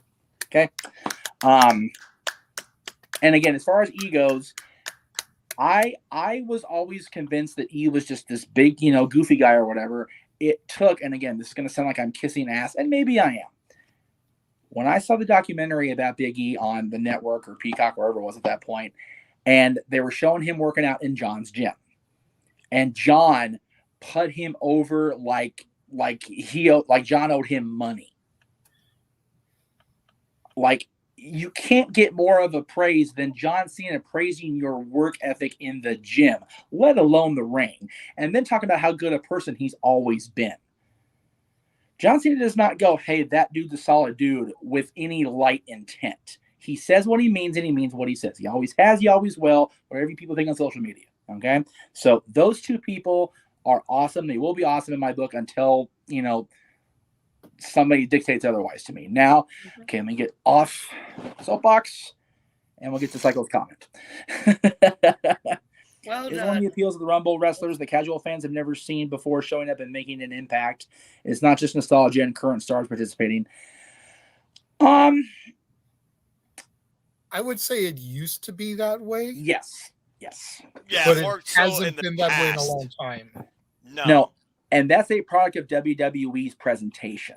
They have tried to, and again, it's how they've always done things. We've just been more critical of it in the social media / internet age. Exactly. WWE is about presenting WWE first and foremost. Yes, every year they show that big long, clip of, Rumble by the numbers, and they mention everybody except the B word when they talk about Rumble people. But it's about what has happened before and the unexpectedness of what can happen tonight. And yes, the nostalgia people coming back, the last couple years has really been more going back to the, oh, hey, he was a star when I watched back in 98, 99, whatever. That's cool to see him back. But during the meat and the heart of the Ruthless Aggression era, that got phased out relatively quietly and relatively quickly. Because you figure there wasn't a whole lot of oh shit moments other than like the guy that won, like Cena coming back in 08, like Edge coming back in 2010. I will say that seeing Piper and Snuka at the Garden was pretty friggin' awesome. I love they included Michael Buffer in that show, which, if you were a WCW fan like I was, or if you were throwing up, the For Life like I was, Michael Buffer's like, all right, that's our guy. Here we go. Good shit.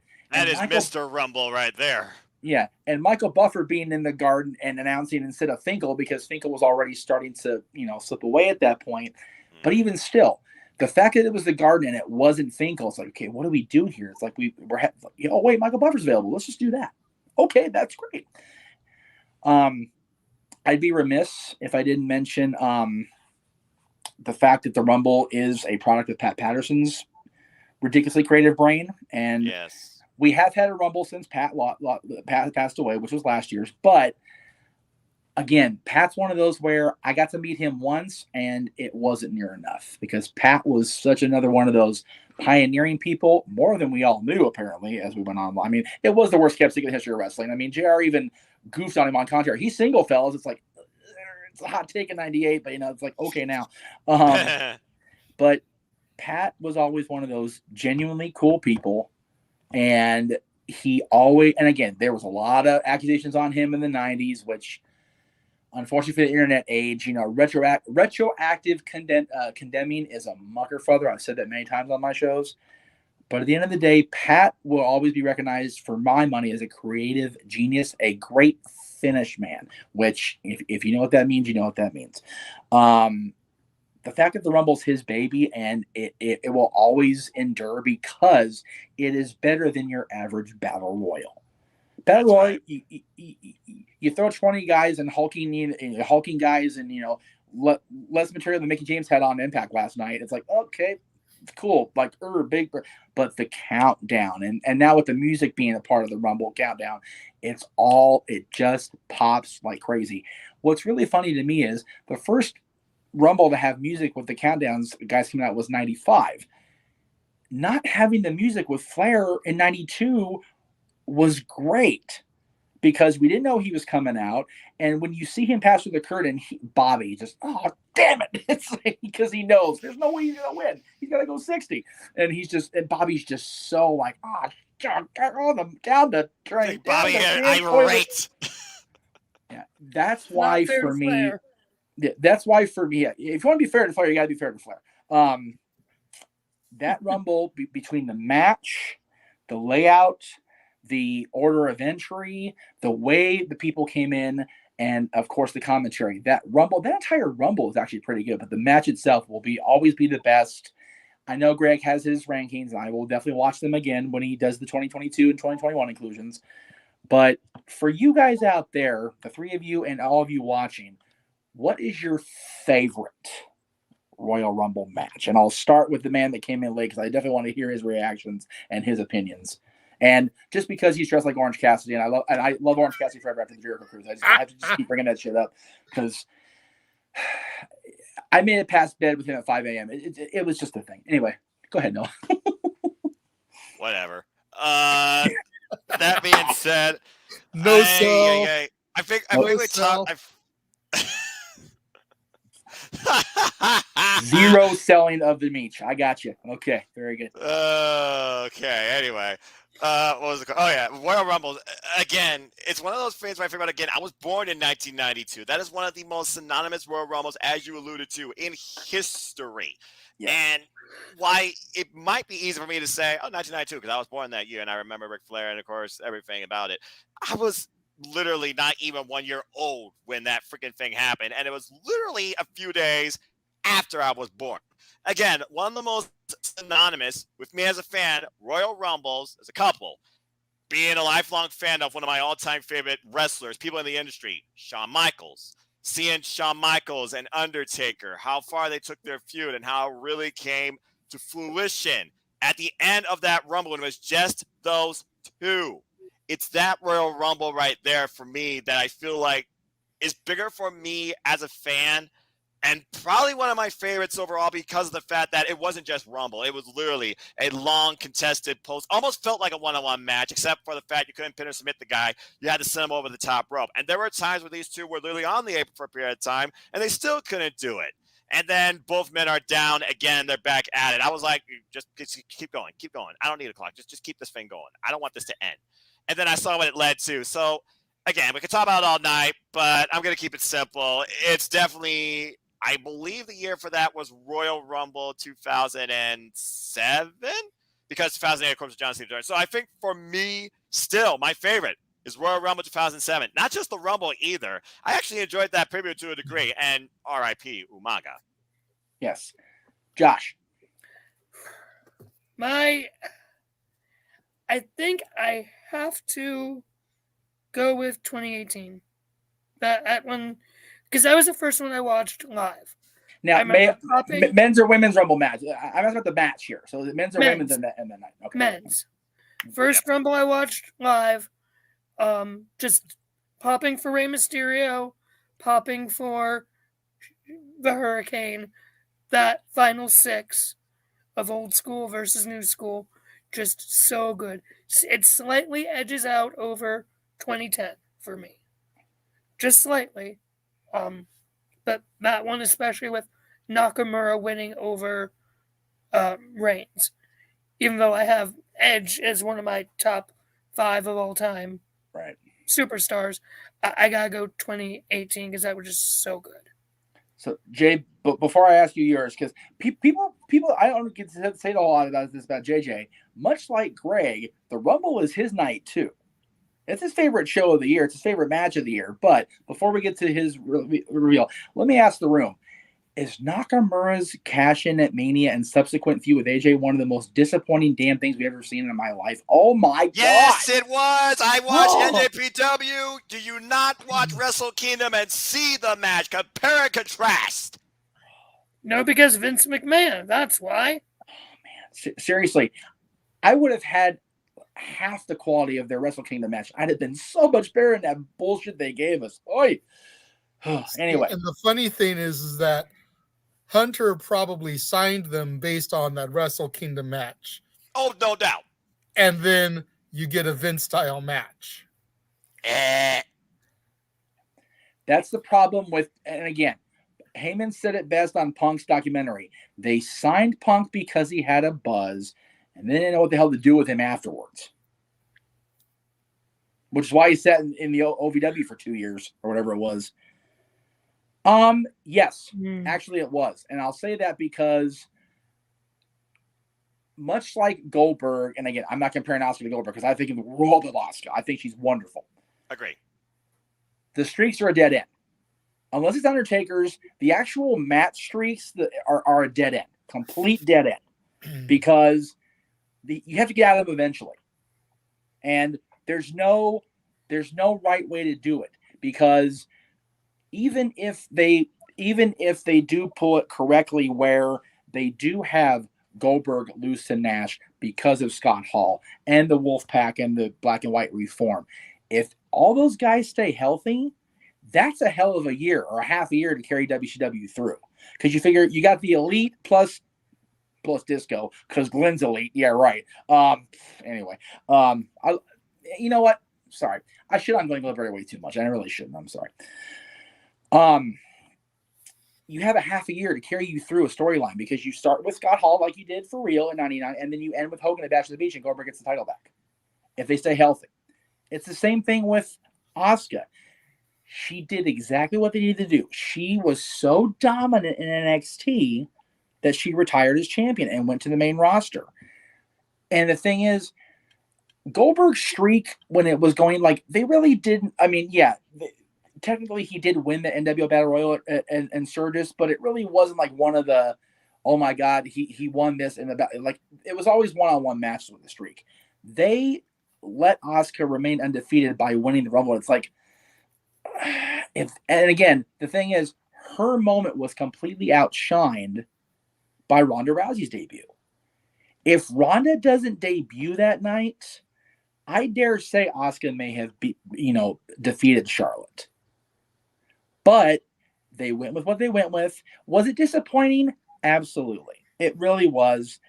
But it was nowhere near disappointing for us long-term global fans who had watched Nakamura, who had watched Styles, and realized what could have been. And they take the easy out of AJ wins, and Nakamura gets bitter critter about it and hits him in the groin. It's like, really? It wasn't disappointing. It was heartbreaking to see that, how that laid out ultimately. Asuka losing to Charlotte may have derailed her. And over the course of the last 4 years, she's definitely had a little bit of shine off the polish in the last 4 years. But I still think she can come back now from this latest, injury recovery and still come back and whoop ass again. Whereas Nakamura, I forget he's the Intercontinental Champion half the damn time. He's injured. I understand This got that. weird. But even when he wasn't injured, I forgot what brand he was on. I often forget. Oh yeah, okay, boobs. That means Nakamura. Got it. Complete tarnish on the luster rather than a minor loss of the shine on Asuka. Completely shit his character down the toilet with that one moment in time. All right. JJ, your favorite Rumble match? On the spot. I know. For me, it comes down to two. And I hate to take the cheap way out like that, but it is what it is. Sue me. A couple times a month, I'm the co-headliner on this channel. 2004, the Forgotten Rumble. Right. I always was a fan of that. The moment, the way Benoit went toe to toe, bell to bell. I thought it was a great story. Yep. And, as far as Rumbles that actually can be mentioned by the WWE, I always go back to 98. Yep. I was telling Josh about it earlier when you were off camera. I've always loved that Rumble, primarily for the three faces of Foley in the same match, but for other reasons also. I mean, Rocky was there at the end. You kind of got to see who would have thought that in less than a year he'd be champion? Yep. Yeah. I think with The Rock, and again, we've all kind of touched on The Rock, and he and I are going to touch on The Rock a lot here come May. When we talk about, his movies and his matches on Dads and his movies on Renegades Reviews. The Rock really hit his stride. People, oh yeah, it's when he turned heel and joined the Nation. No. It's when he turned heel in 97 and got paired with the Intercontinental Champion, Steve Austin, in a program. You figure you had their series of matches in December, and into maybe the early parts of January, but Austin tossing that Intercontinental title away literally. And The Rock getting it back helped both of them take that next step. Because you figure Austin's going to Mania to face the champion. The Rock's in that program with Ken Shamrock, which people do not give enough credit to. I don't give a shit. That program with Rock and Shamrock that lasted the first quarter of that year, god damn, was that good stuff. And then Rock went to the feud with Farouk, because you have to feud with Farouk because you can't keep The Rock as a secondary player in a faction. He's the lead guy. He's the lead dog. And like they always say, if you're not the lead dog, the view never changes. He was not going to stay at Ron Simmons' ass his entire career. That was not going to be a thing for Dwayne Johnson. It was not going to be. And then like you said, Jay, between WrestleMania and November, he went from being the dastardly son of a bitch that cornered China in the ring and barricaded DX in the back to make sure he got one over on her, to putting Hunter over in the Garden, to having the fans organically turn him babyface in that 3 months between SummerSlam and Survivor Series, only to go, I never forgot that Rocky died. I'm the champion. I'm with Vince now. Thanks. Yeah. And it was like that moment, again, in St. Louis, was just like a, dude, fuck you.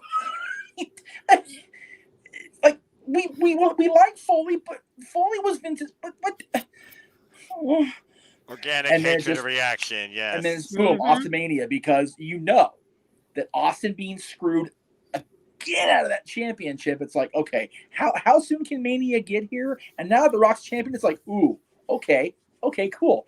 Yeah, just But great first stuff. they had to go through the Rumble at right. the pond where Vince actually wins. Yes.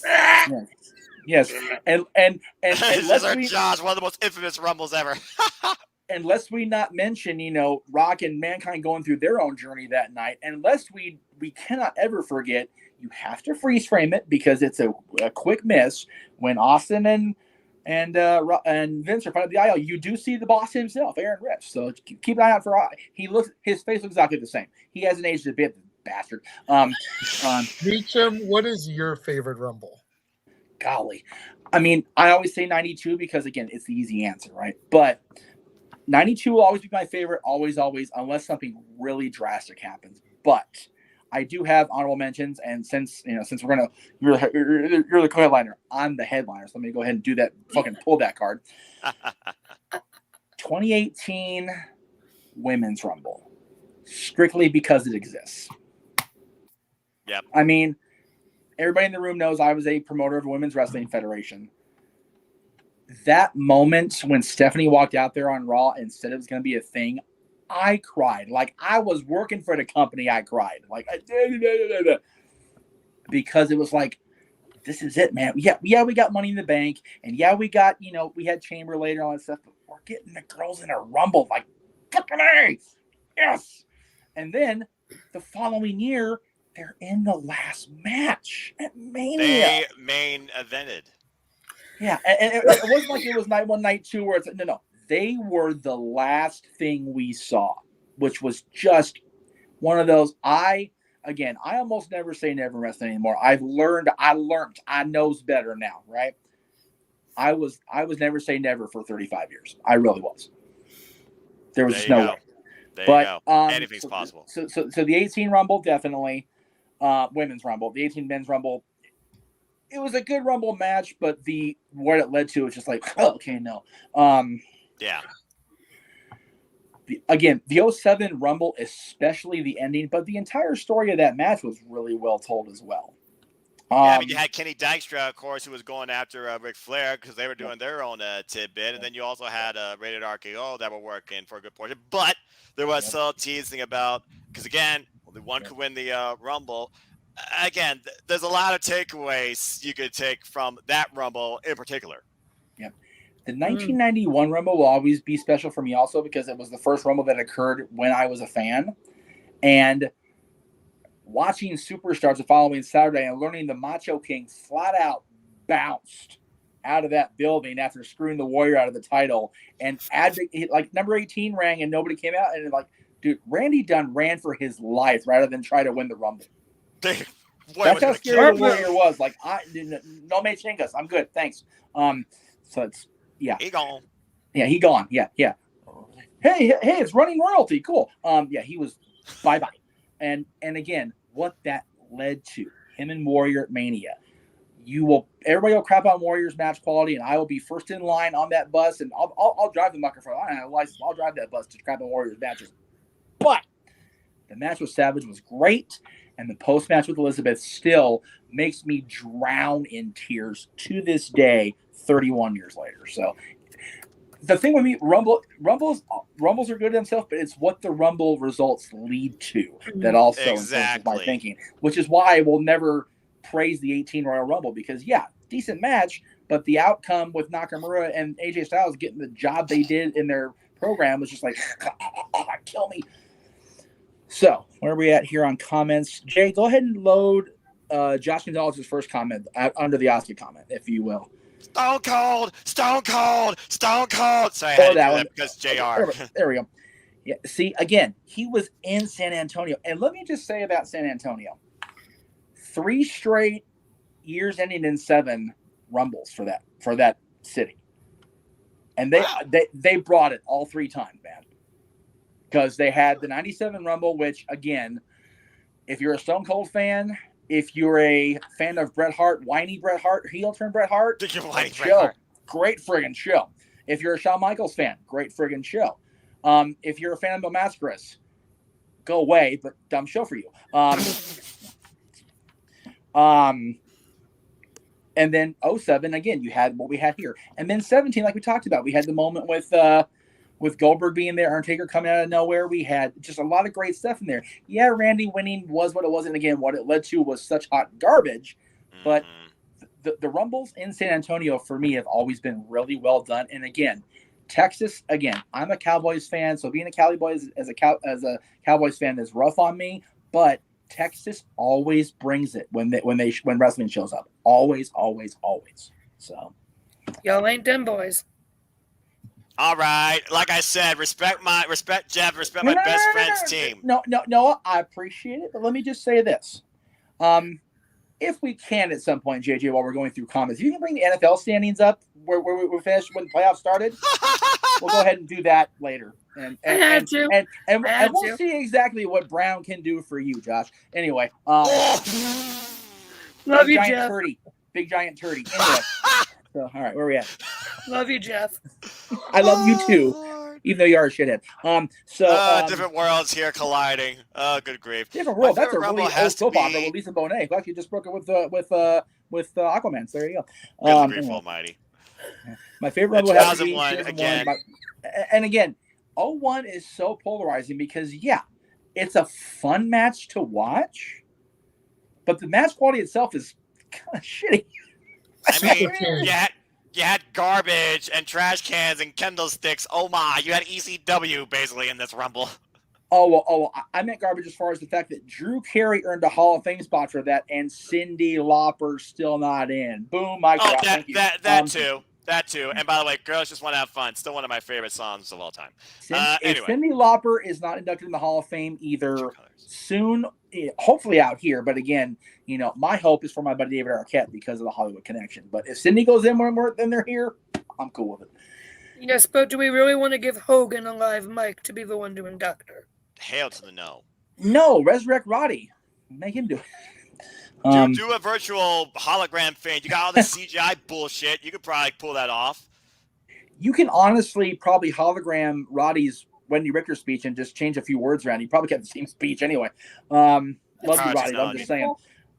That for me, the 05 Rumble with the quad tier. Oh my god.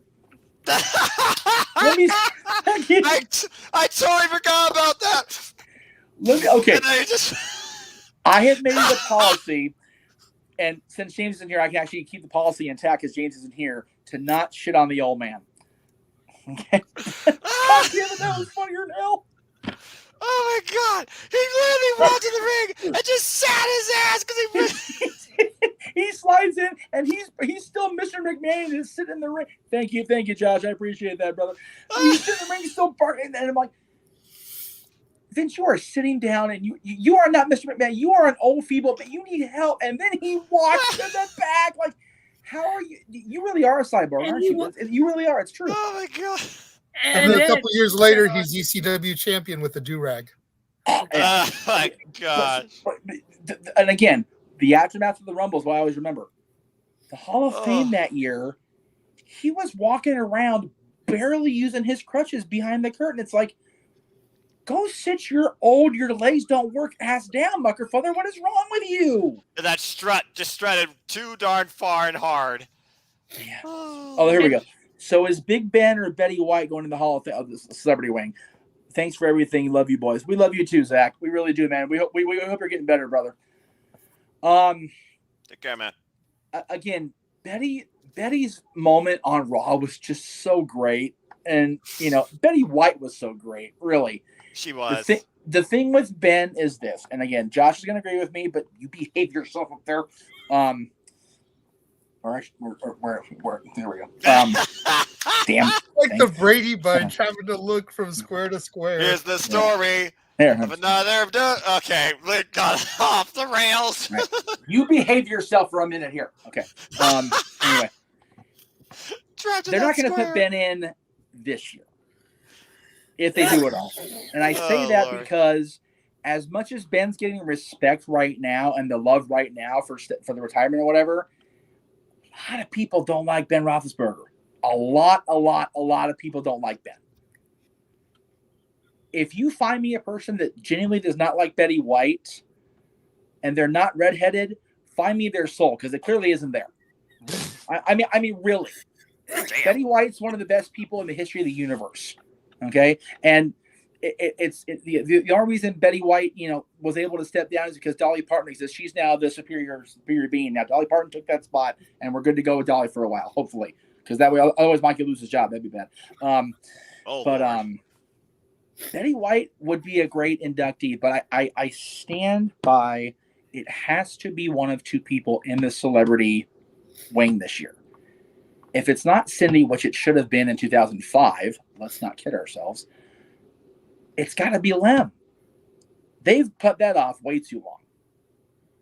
Lemmy should have been inducted when he was still alive, because he had contributed so much to the E already by that point.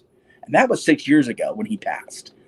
So if it's going to be a celebrity, it needs to be Lem, or it needs to be Cyndi Lauper sooner rather than later. Yes, sir. Forgive me for uttering this at this point in time, because I know you've already mentioned his name and possibly Hollywood. Mm-hmm. But we all know the promotional machine that WWE is. Yes. What are the odds that it's Arquette to help promote the Scream movie that just came out? And by the point that Mania is happening, we're probably going to be beginning to look towards a DVD, Blu-ray, digital release. I keep forgetting the quick turnover from screen to digital to release these days. That's not actually a bad idea. It really isn't. So I can definitely see it happening. But again, there's so many conflicting stories in my head as far as the celebrities. And I say that because, well, do you put Cindy in Hollywood? Well, yeah, that makes sense. Oh, wait, no, do you put Cindy in for WrestleMania 40 because of the milestone anniversary? Do you wait that long for Cindy? It's like, well, maybe. Okay, so they're going to be in Hollywood. There's literally a statue of Lem in Hollywood that I still haven't gone to see. I'm sorry, brother.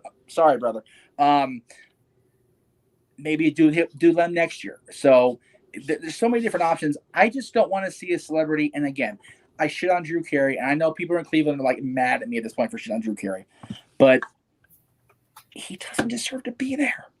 He just doesn't. He was literally on one show in 2 segments for like 10 minutes, 3 segments for like 10 minutes. Well, by the same token, Betty White only did 1 episode of Monday Night Raw. She's Betty fucking White. Okay? That's the difference. She's more deserving than Coco Beware. Ooh. I didn't say that out loud, but I agree. Anyway.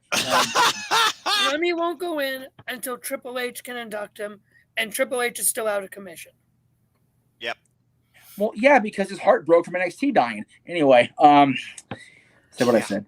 No, I know that's- it's Hashtag weird. not my NXT, RIP Black and Gold, RIP my NXT. Anyway, read this comment. And by the way, Jeff, I agree. Betty White, immortal game show, television legend, genuine kind of human being. Hey, at least she's up there now with Alan London, and God rest her soul. I will also say this. If they're going to induct a celebrity that can actually still hopefully travel to go to the induction, let's get Bob Barker in there before it's too late. I mean, really. He's, man. Bob Barker's so old that Dead Sea was sick when he started on television. Okay, so let's just get that going. Seriously. And yeah, Anyway. he can still probably kick your ass, Jeff, because he was trained by Chuck Norris. You know what? The fact that he wasn't on the primetime anniversary special breaks my heart. Surprise! I'm not going to lie, but yeah, I agree. I'm not like I have learned from my buddy Adam Sandler. Do not Bob Barker. Anyway, damn right, a good movie.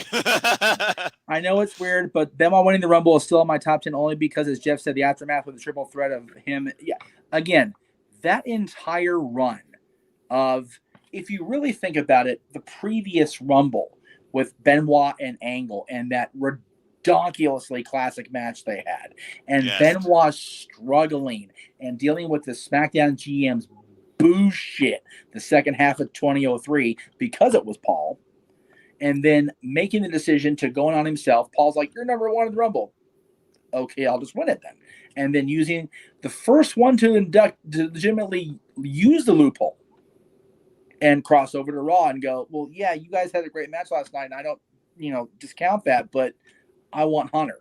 And the fact that Benoit not only crossed over to Raw, not only challenged Hunter, he challenged for the belt that WCW tried to hand him to placate his ass. Please stay. You can be world champion.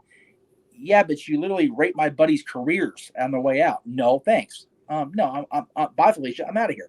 I said bye, Felicia. I'm on the podcast. Just kill me now, guys. Just end it. It's over. Anyway. That's all, folks. That's all, folks. Okay, sorry, not a copyright strike. Anyway, continue, Jack. Do you know I've been running Paradise Kitty ads for a month to promote that show last night? I run one ad where they use legitimate Guns music and they flag me on Greg's show. I'm like, motherfuckers, really? Anyway. Oh, pissed. So pissed. jeez. Anyway, so I'll get the train of thought back in a minute. Benoit, the title. Yeah. So yeah, Benoit, and then that entire arc of Rumble to Mania, and just the moment at Mania where Benoit finally legitimately wins the. Where are we pointing out here? What are we doing? It's We're a pointing world at title, Noah's yes. title. We're pointing at Noah's title. Oh, okay. Well, The gold. there you go. Anyway, so I'm like, The big pointing at my gold. head, like my head's fascinating. Cool. Anyway, anyway, the moment with Benoit winning the championship, JR 18 years, and then to see Eddie come out and the embrace and and then if you watch the DVDs and the bonus stuff, having Nancy come out, Daniel come out, and just the whole moment. Yes, it was completely tarnished by what happened 3 years later, and I can't ever take that away from its place in history. No. But the moment was what it's very much like I said, this retroactive condemning stuff. It's like people aren't allowed to look back with reverence on that. Why? It was a beautiful moment with a beautiful family and beautiful friendships. Why must we look on it with a not rose-colored guys with shit-stained spectacles? Why? That Chris Benoit didn't do what Chris Benoit did 3 years later. That wasn't the same person. That's the people don't understand. And again, I'm going to get probably major flack. I really don't care. It's my network. I really don't give a shit. People need to understand about mental health and about, especially when you have what Chris Benoit's brain ultimately had, which was basically Alzheimer's disease. You're not the same person at that point. You're just not. And if we can't look back on him being champion and celebrating with Eddie, and we can't look back on Eddie's run because it's so tarnished by his friendship with no. Anyway, Some Oh, yeah. history is better off forgotten, and some history is better off remembered forever. And Yeah, basically, and Jeff, that's what you sum that up to. It's one of those. Just seriously, take out that last weekend in June out of wrestling history. Benoit's one of the top 10 greatest of all time. Period. Bar none. I feel that the 2012 Rumble, where Sheamus was in his hindsight one of the most important moments in WWE because it led to the 18-second match and the rise of Daniel Bryan. That's also one of the most important moments in history because that's the moment that the apartment almost imploded on its damn self in Long Beach because Uncle Jeff almost had a conniption. Kiss of death. I were have never already pretty much anti-Sheamus because he was Hunter's workout buddy and he was kind of getting everything handed to him, and then brogue kick, pin, not even 18 seconds. You know, there's a lot of things that I will absolve myself of blame of in my life and in my career of doing these things. Having the apartment manager call on us that day, I own that shit 100%. Go make a Ninja Turtle movie, Bebop. Yeah, I was so fucking mad at that match. And then we get the middle part of the show where we have one of the greatest moments ever with Michaels and Undertaker and Hunter and the Hell in a Cell thing. End of an era. And then the Rock beats John. I'm like, all right, so we're just going to bookend it with pissing Jeff off, but we get a good stuff in the middle. No, not even that. They bookend it pissing me off, and they put it in the middle. They almost induced a freaking heart attack out of me. Can we, if you want me to die, Vince, just tell me. I'll do it on the air again. It's good your money. Come back next week. If you die in the air, right, Roddy? Damn. So like I said, Jeff. Well, I was at the apartment freaking cheering when Rocky won. Because I think I was the only one in the house that was Team Rocky at that point. Pretty much. It was an obvious result, to be fair. Even though everybody hated Cena because of how super Cena he was, they were more anti-Rocky because he had been gone for so long. And here he was beating the franchise. Yep. He didn't have time. He didn't have time to turn his back, goddammit. No report card radio. I did not. The only time in history that I have turned my back on a wrestling match was Batista Cena. It was a good match, but WrestleMania 26. The one at Mania? No. Horrible match. I liked that match. It was a horrible match. I'm going to be good and not comment on the Sheamus Daniel Bryan match from WrestleMania 28. I'm just going to be a good boy and not comment. Okay. Dude, it's over my night. Get off your freaking high chair. Come on.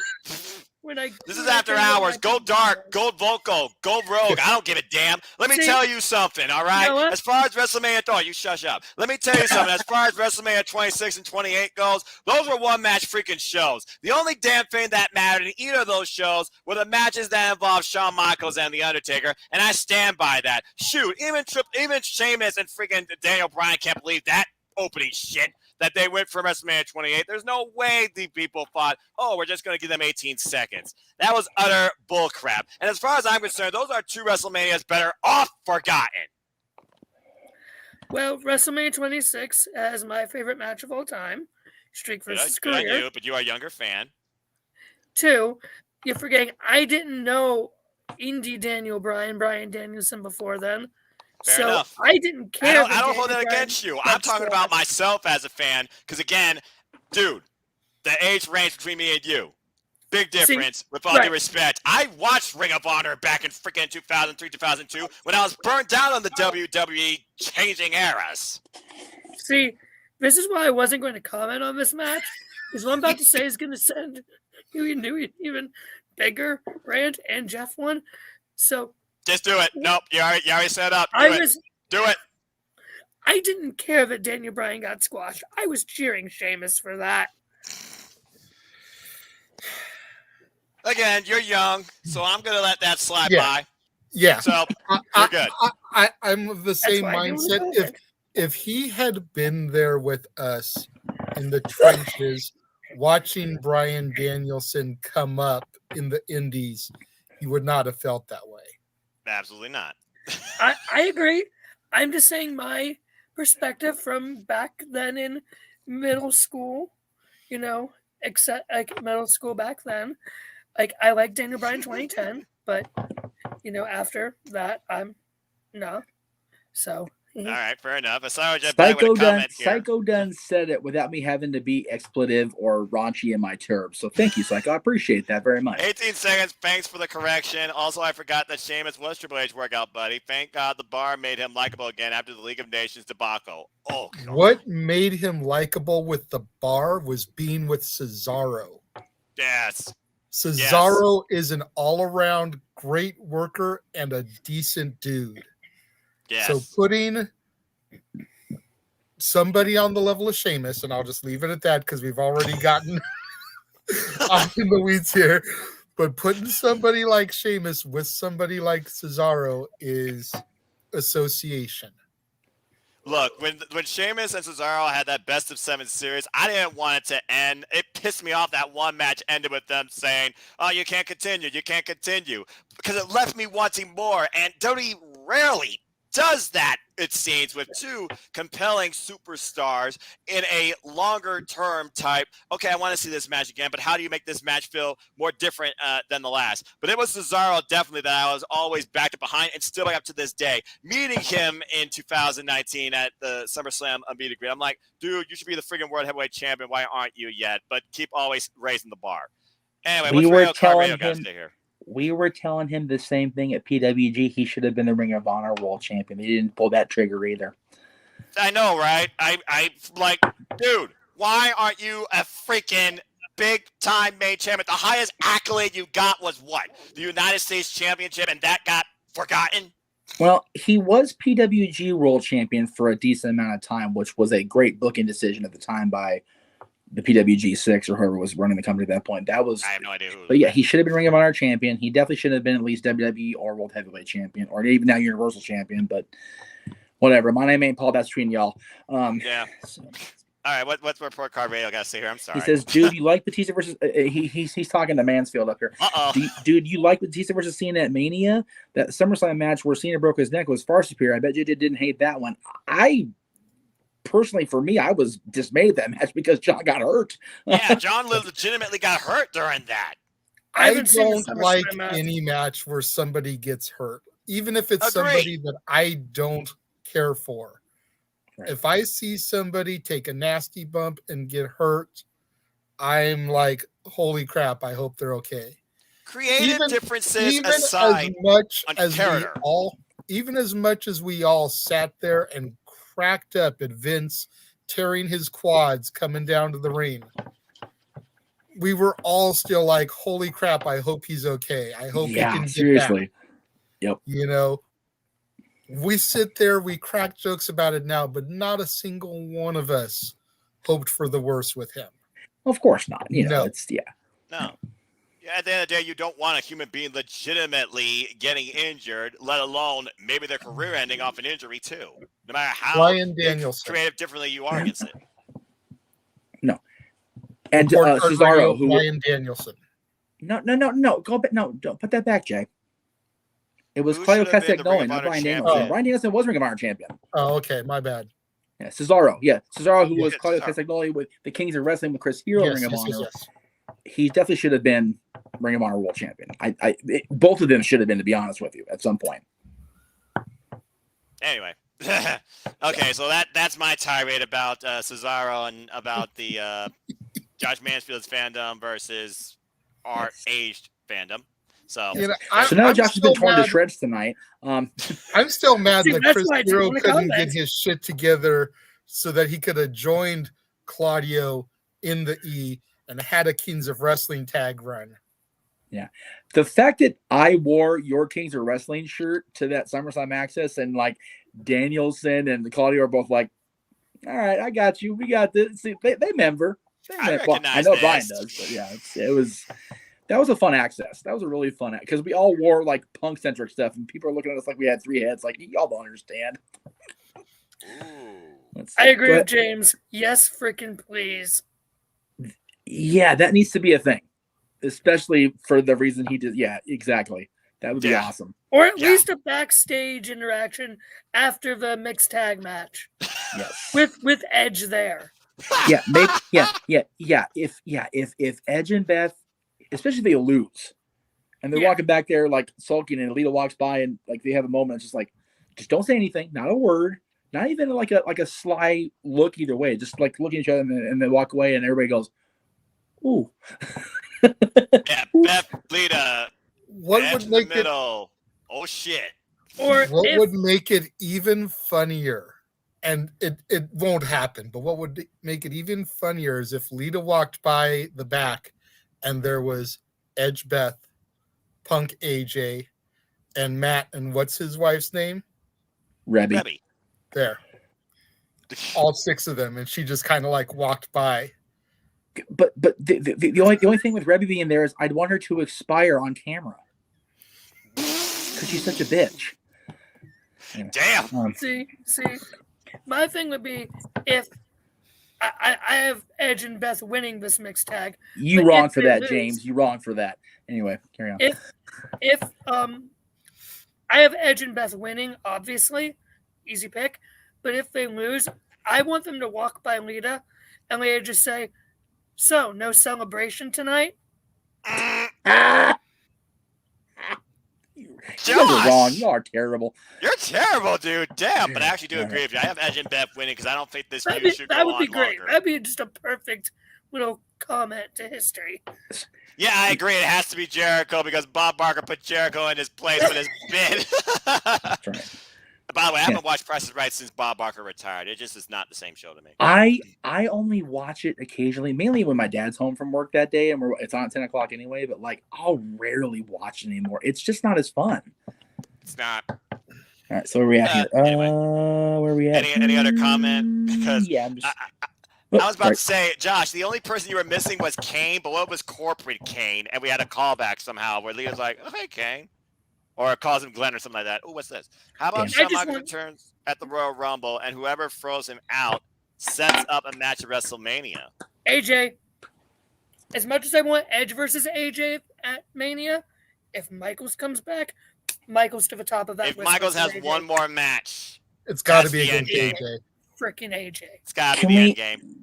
Can we at least get a Kickstarter going and get Shawn Michaels a wig for that match? Can we do that? Would that be okay? No. I miss And don't Edge's come to the hair. rain painted green like the Avengers of Justice film. Please, God, no. Oh, Lord. I miss DX's hair in general. I hated when Triple H cut his hair off. Really?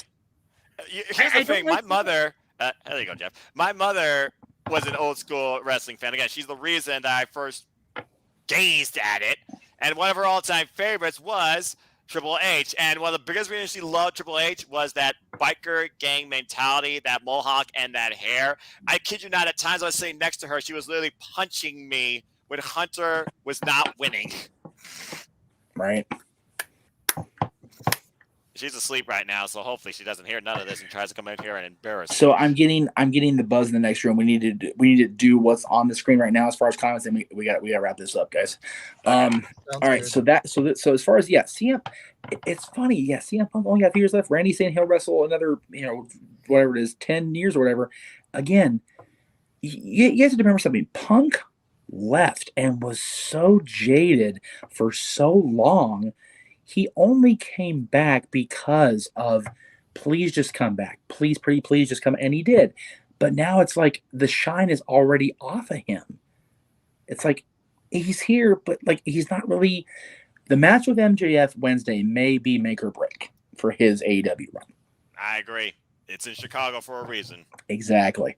And then we had one I really wanted to talk about. And James, my brother, I'm sorry. For real. Like, so as far as that goes, here's what's going on with the shirts. As I've said, we're in the process of a move.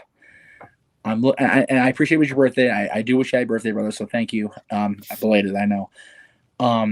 Once we get everything boxed up, that's going to be boxed up and either moved, donated, trashed, whatever, I will do everything I possibly can to get those shirts out to you by WrestleMania.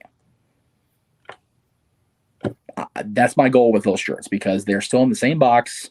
that I put them in to ship to you, 3 months ago, whatever it was. It's just been chaos around here, and I do apologize. That's not your fault. It just is what it is. Oh, I definitely understand that. So, exactly. Randy kept conditioned. That's the thing. Randy kept himself in shape, which is why Punk didn't. I mean, yeah, he was UFC training, but he didn't stick around doing that very long. So, am I the only nerd who wants seen in the Rumble tomorrow as the Peacemaker with Eagle? Yep. Mm-hmm. Yeah. Yes, you are. Again, driving by the billboard on Sunset, like, I haven't even seen my buddy's movie yet, but it's like, I don't need to see him in the Rumble with the full suit. Besides, didn't Jimmy Fallon steal the hat? Anyway, the helmet. Okay. Thing with Randy for tomorrow at the Rumble. Yes. Everyone go around to your pick. Who eliminates who between him and Riddle? Because if they're going to start that RK Bro feud for Mania tomorrow with whoever's If we want Riddle to be the one to go heel to make this feel fresh, and we know that he's been shamaning MSK, it has to be Riddle, in my opinion, with MSK somehow popping out from the ring with the distraction point. Yeah. And you finally form that faction. Let's just go full gear, straight into WrestleMania, build this match. Riddle has to be the one to do it. Right, because if just Control-C, Control-V all over again. Because if Randy does it, it's like we've all been expecting Randy to be the one to be the heel. So it's like, All right, so okay, I'll answer this last one, you guys. If Randy eliminates Riddle, then people are going to assume he's going to win the Rumble. Right, exactly. True, even though it's his hometown, but yeah. Right. So, all right. Oh, go ahead. Who would shock you the most if they return the Rumble tomorrow? Austin, definitely Punk. Definitely Punk in that group. Definitely. Punk. Yeah. Because somehow WWE is able to actually forge that forgiveness. Right. Then I truly believe that nothing is impossible in the pro wrestling industry. Yeah, that's an easy answer. That's probably the easy answer of the night. And since it's the easy answer of the night, we're going to end it there. Again, thank you to Jay for running the studio, even though I kept pushing the buttons anyway because I'm being an asshole. Matter of fact, let's go ahead and do that while I'm thinking about it. Again, thank you, Josh, for being here all night and helping us with the commentary. No, my friend, we've got about 18 hours or so, and then off we go again, brother. Pretty much. So, again, Jay, throw it for me, the Rumble thing for tomorrow. Bright ass gold. Yeah, Give me 1 second to find it. You're good. Good time, man.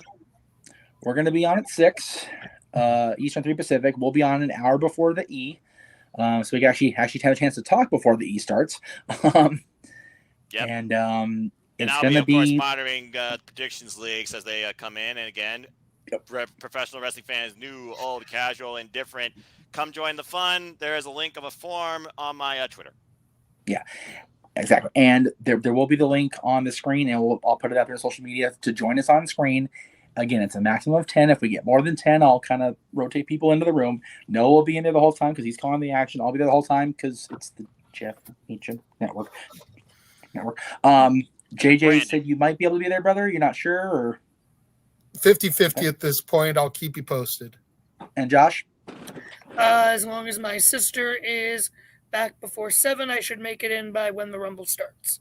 Sounds good, brother. So we will see everybody watching hopefully tomorrow night. And again, if you're unable to watch us, which I totally get because, having that much streaming going in your house at once is a mucker brother. I get it.